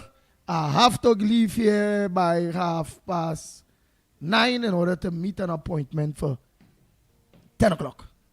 So I have to run. I too myself have something to do as well. So I'm glad that we have, without conspiring, we have to leave early this morning. Yeah, well, let me see. I see Karen sent a short voice, no days, nothing yet. So let me just play with Right, let me just play with Carnage. Oh, like Carnage singing come true. All right. Anybody else? Let me hear. Morning ground report. Morning everybody, Andy. I hear busman talking a lot of bus. A lot of bus up, you know what they're talking about. Andy, what happened to Brian Manning? He's not a minister in San Fernando. What about he who always washing his mouth talks all kind of nonsense? Why did he don't talk about doing something in San Fernando for the people? He's not doing nothing for them. He's just there as a minister, that's it. That's truth. But Andy, more good than that, morning. he's there to take money, Andy, really possibly screwed up. under false pretense. But you don't want to take my call? He getting paid. If you don't take my call, tell me right now, let me know so I'm going to call. That's the reason I have called this program for a very long time. Oh God, but like I said, I try to call Andy, you good back. morning. Andy, really screwed up. But if you don't want to take my call? If you don't take my call, tell me right now, let me know so I'm going to call. That's the reason I have called this program for a very long time. All right, Mr. No. Ramnarine. Lennox, when I get chance. People that way, man. Yeah. You talk to Mr. Ramnarine. Sometimes those things happen. That's rare. But I can assure you, God. Mr. Ramnarine, that is not the case, and that will be remedied. Not only that, I tried calling back Mr. Ramnarine 3 times. 8:32, 8:33, 8:34. I even sent a message. 8:40. You see, I tried calling you back several times because I see he calling. I see many of them calling. I wonder if you decide to accuse him of not taking your call, what he would say. But I go screenshot this. All right, so Mr. Hamdan is not that. None of us are that conscious and inclined to do such a thing. Ignore calls. It may be some intervening factor that would have created the non-receiving of the call for one reason or another. Remember my phone get in trouble too. And then when somebody on a line, I can't take a call if somebody already on the line. So what I will do too sometimes, when I seen we regulars and them calling, and some people might be taking long talking, I will organize and even call them back. Because WhatsApp, so I go see, hey, this one was real calling boy. Bam! So once I see space, I call them back. Bam! When I see the space, I call them back. Just for them not to feel advantage or feel that I'm ignoring their calls or I don't want them to get into the program. Oh Lord, help me. Oi, Teresa, I'm coming to meet you. Damn if I do. Damn if I don't. Well, sir, you really can't please everybody. Anyhow, tonight, corridor transformation at 8 o'clock, yours to the Lennox Smith. Don't forget to log on to corridor transformation, okay? And when I see the phone get in trouble, I'll be beating the phone. Sometimes I organize it and I read in the newspaper. The phone stick and freeze up, blank off. The man was Lennox Smith. If the man didn't come on or Lennox Smith didn't... We can't find him. I hope that he's listening. Yeah, so we can make the necessary arrangements to get you that phone. You know what happened, man? You know what happened, he wants to go with you, armed with his bank card in order to purchase the phone that you may or may not. It may or may not be of your choice. But you know what happened, man? Somebody might have done buy a phone for me, but Lennox, the man called him, telling me buy a phone. Come hard on the radio, Andy. There's a man going to buy a phone for you. And so everybody was going to buy the phone from a long time. Say, well, right, look, Andy get a phone. And up to now, I'm still waiting. So I lose my opportunity because somebody I want to say that I'm a victim of being lured into the sincerity that turned out to be, I would still want to say, a delay, but protracted delay that has created, of course, a situation where you are still faced with the dilemma of not being able to have an efficient phone. So, because watch, it have people text me Lennox Smith. Who was considering, let me say no, the person who was considering purchasing one for Andy, ignore my intervention, please. and call Andy and make the necessary arrangements. If the other one comes through, well, I'm sure that there will be use for it as well. Right. Because boy, when you say that, the same day and the day after, well, people text my phone and say, hey, I was going to organize a phone for you, but I see, well, Lennox organize a phone. Everybody, but people is going to get a phone for me, and they say, well, they see, well, I get through. I say, yeah, I get through. Thanks. And blank the people, them boy. Well, mine didn't take that long. I still have it. Look, I'm showing off here now. I still have it. So mine didn't take that long. Mine took just about a couple of days, and the guy dropped it at the office for me, and I was back to even keel. Because when I was moving here, I had somebody either took it up or I lost it while I was moving here. And I just made I made the statement and somebody offered to purchase it. Just as how somebody would have, or several persons would have offered you. The thing about it is I probably preempted somebody who would have. And all of them forget about it. Yeah.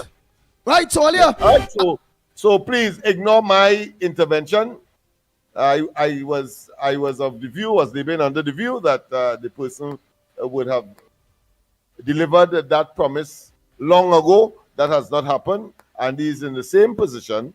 And so, those of you who were like-minded and minded, then please call Andy and do human service to all of us, because I too am affected when last caller. There and can't focus on other Hello, things. Go ahead. Last caller. I don't go. It's 34 minutes past. I don't reach somewhere for 10. Go ahead, caller. Yes, morning. Calling to tell you something. That Trinidad and Tobago is a good place to live in. All other countries not a nice place. But the last regime made a good mess out of Trinidad. They was not doing the right thing. To give people what they wanted. They bring the Venezuelan and give them all the opportunities. Yes, all the opportunities behind you. Yeah, all the opportunities gone to other people. A country that have oil, if they sell their oil in Venezuela for $5 a barrel, they will become a billionaire. But they're not doing the right thing. They figure out the better thing to do is to sell coffee. Sell coffee where the boat was bringing coffee and they blow the boat up with coffee. That is where they sell coffee. But everything going to be all right if the UNC take over. If UNC take over the scene. No, they don't win. UNC don't win. We government change. Yeah. But what I'm saying is, leave UNC to do what they have to do, right? Because we seen a better way with the UNC. Yeah, that's true. Right? Because everything going to be all right, but the time is taking a little too short. Nice. After 9 years, 4 months come like 9 years to some people. Yeah, that is true, especially so they got to take a little more time and thinking what they're talking or what they're saying. Nice, but before you go, your man, I seen you calling from United States, and you are saying, obviously you live in there, but yet still you're saying that Trinidad and Tobago is a better place to live than United States and all. So why you are there and not back in Trinidad here, if Trinidad and Tobago is the better place to live?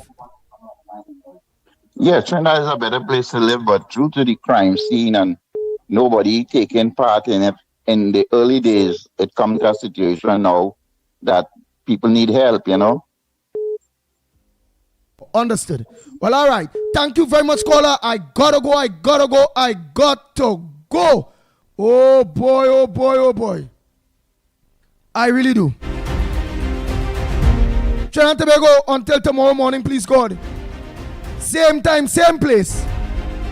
On behalf of the Ground Report team, Lennox Smith, Michael Kerr, we are out of here.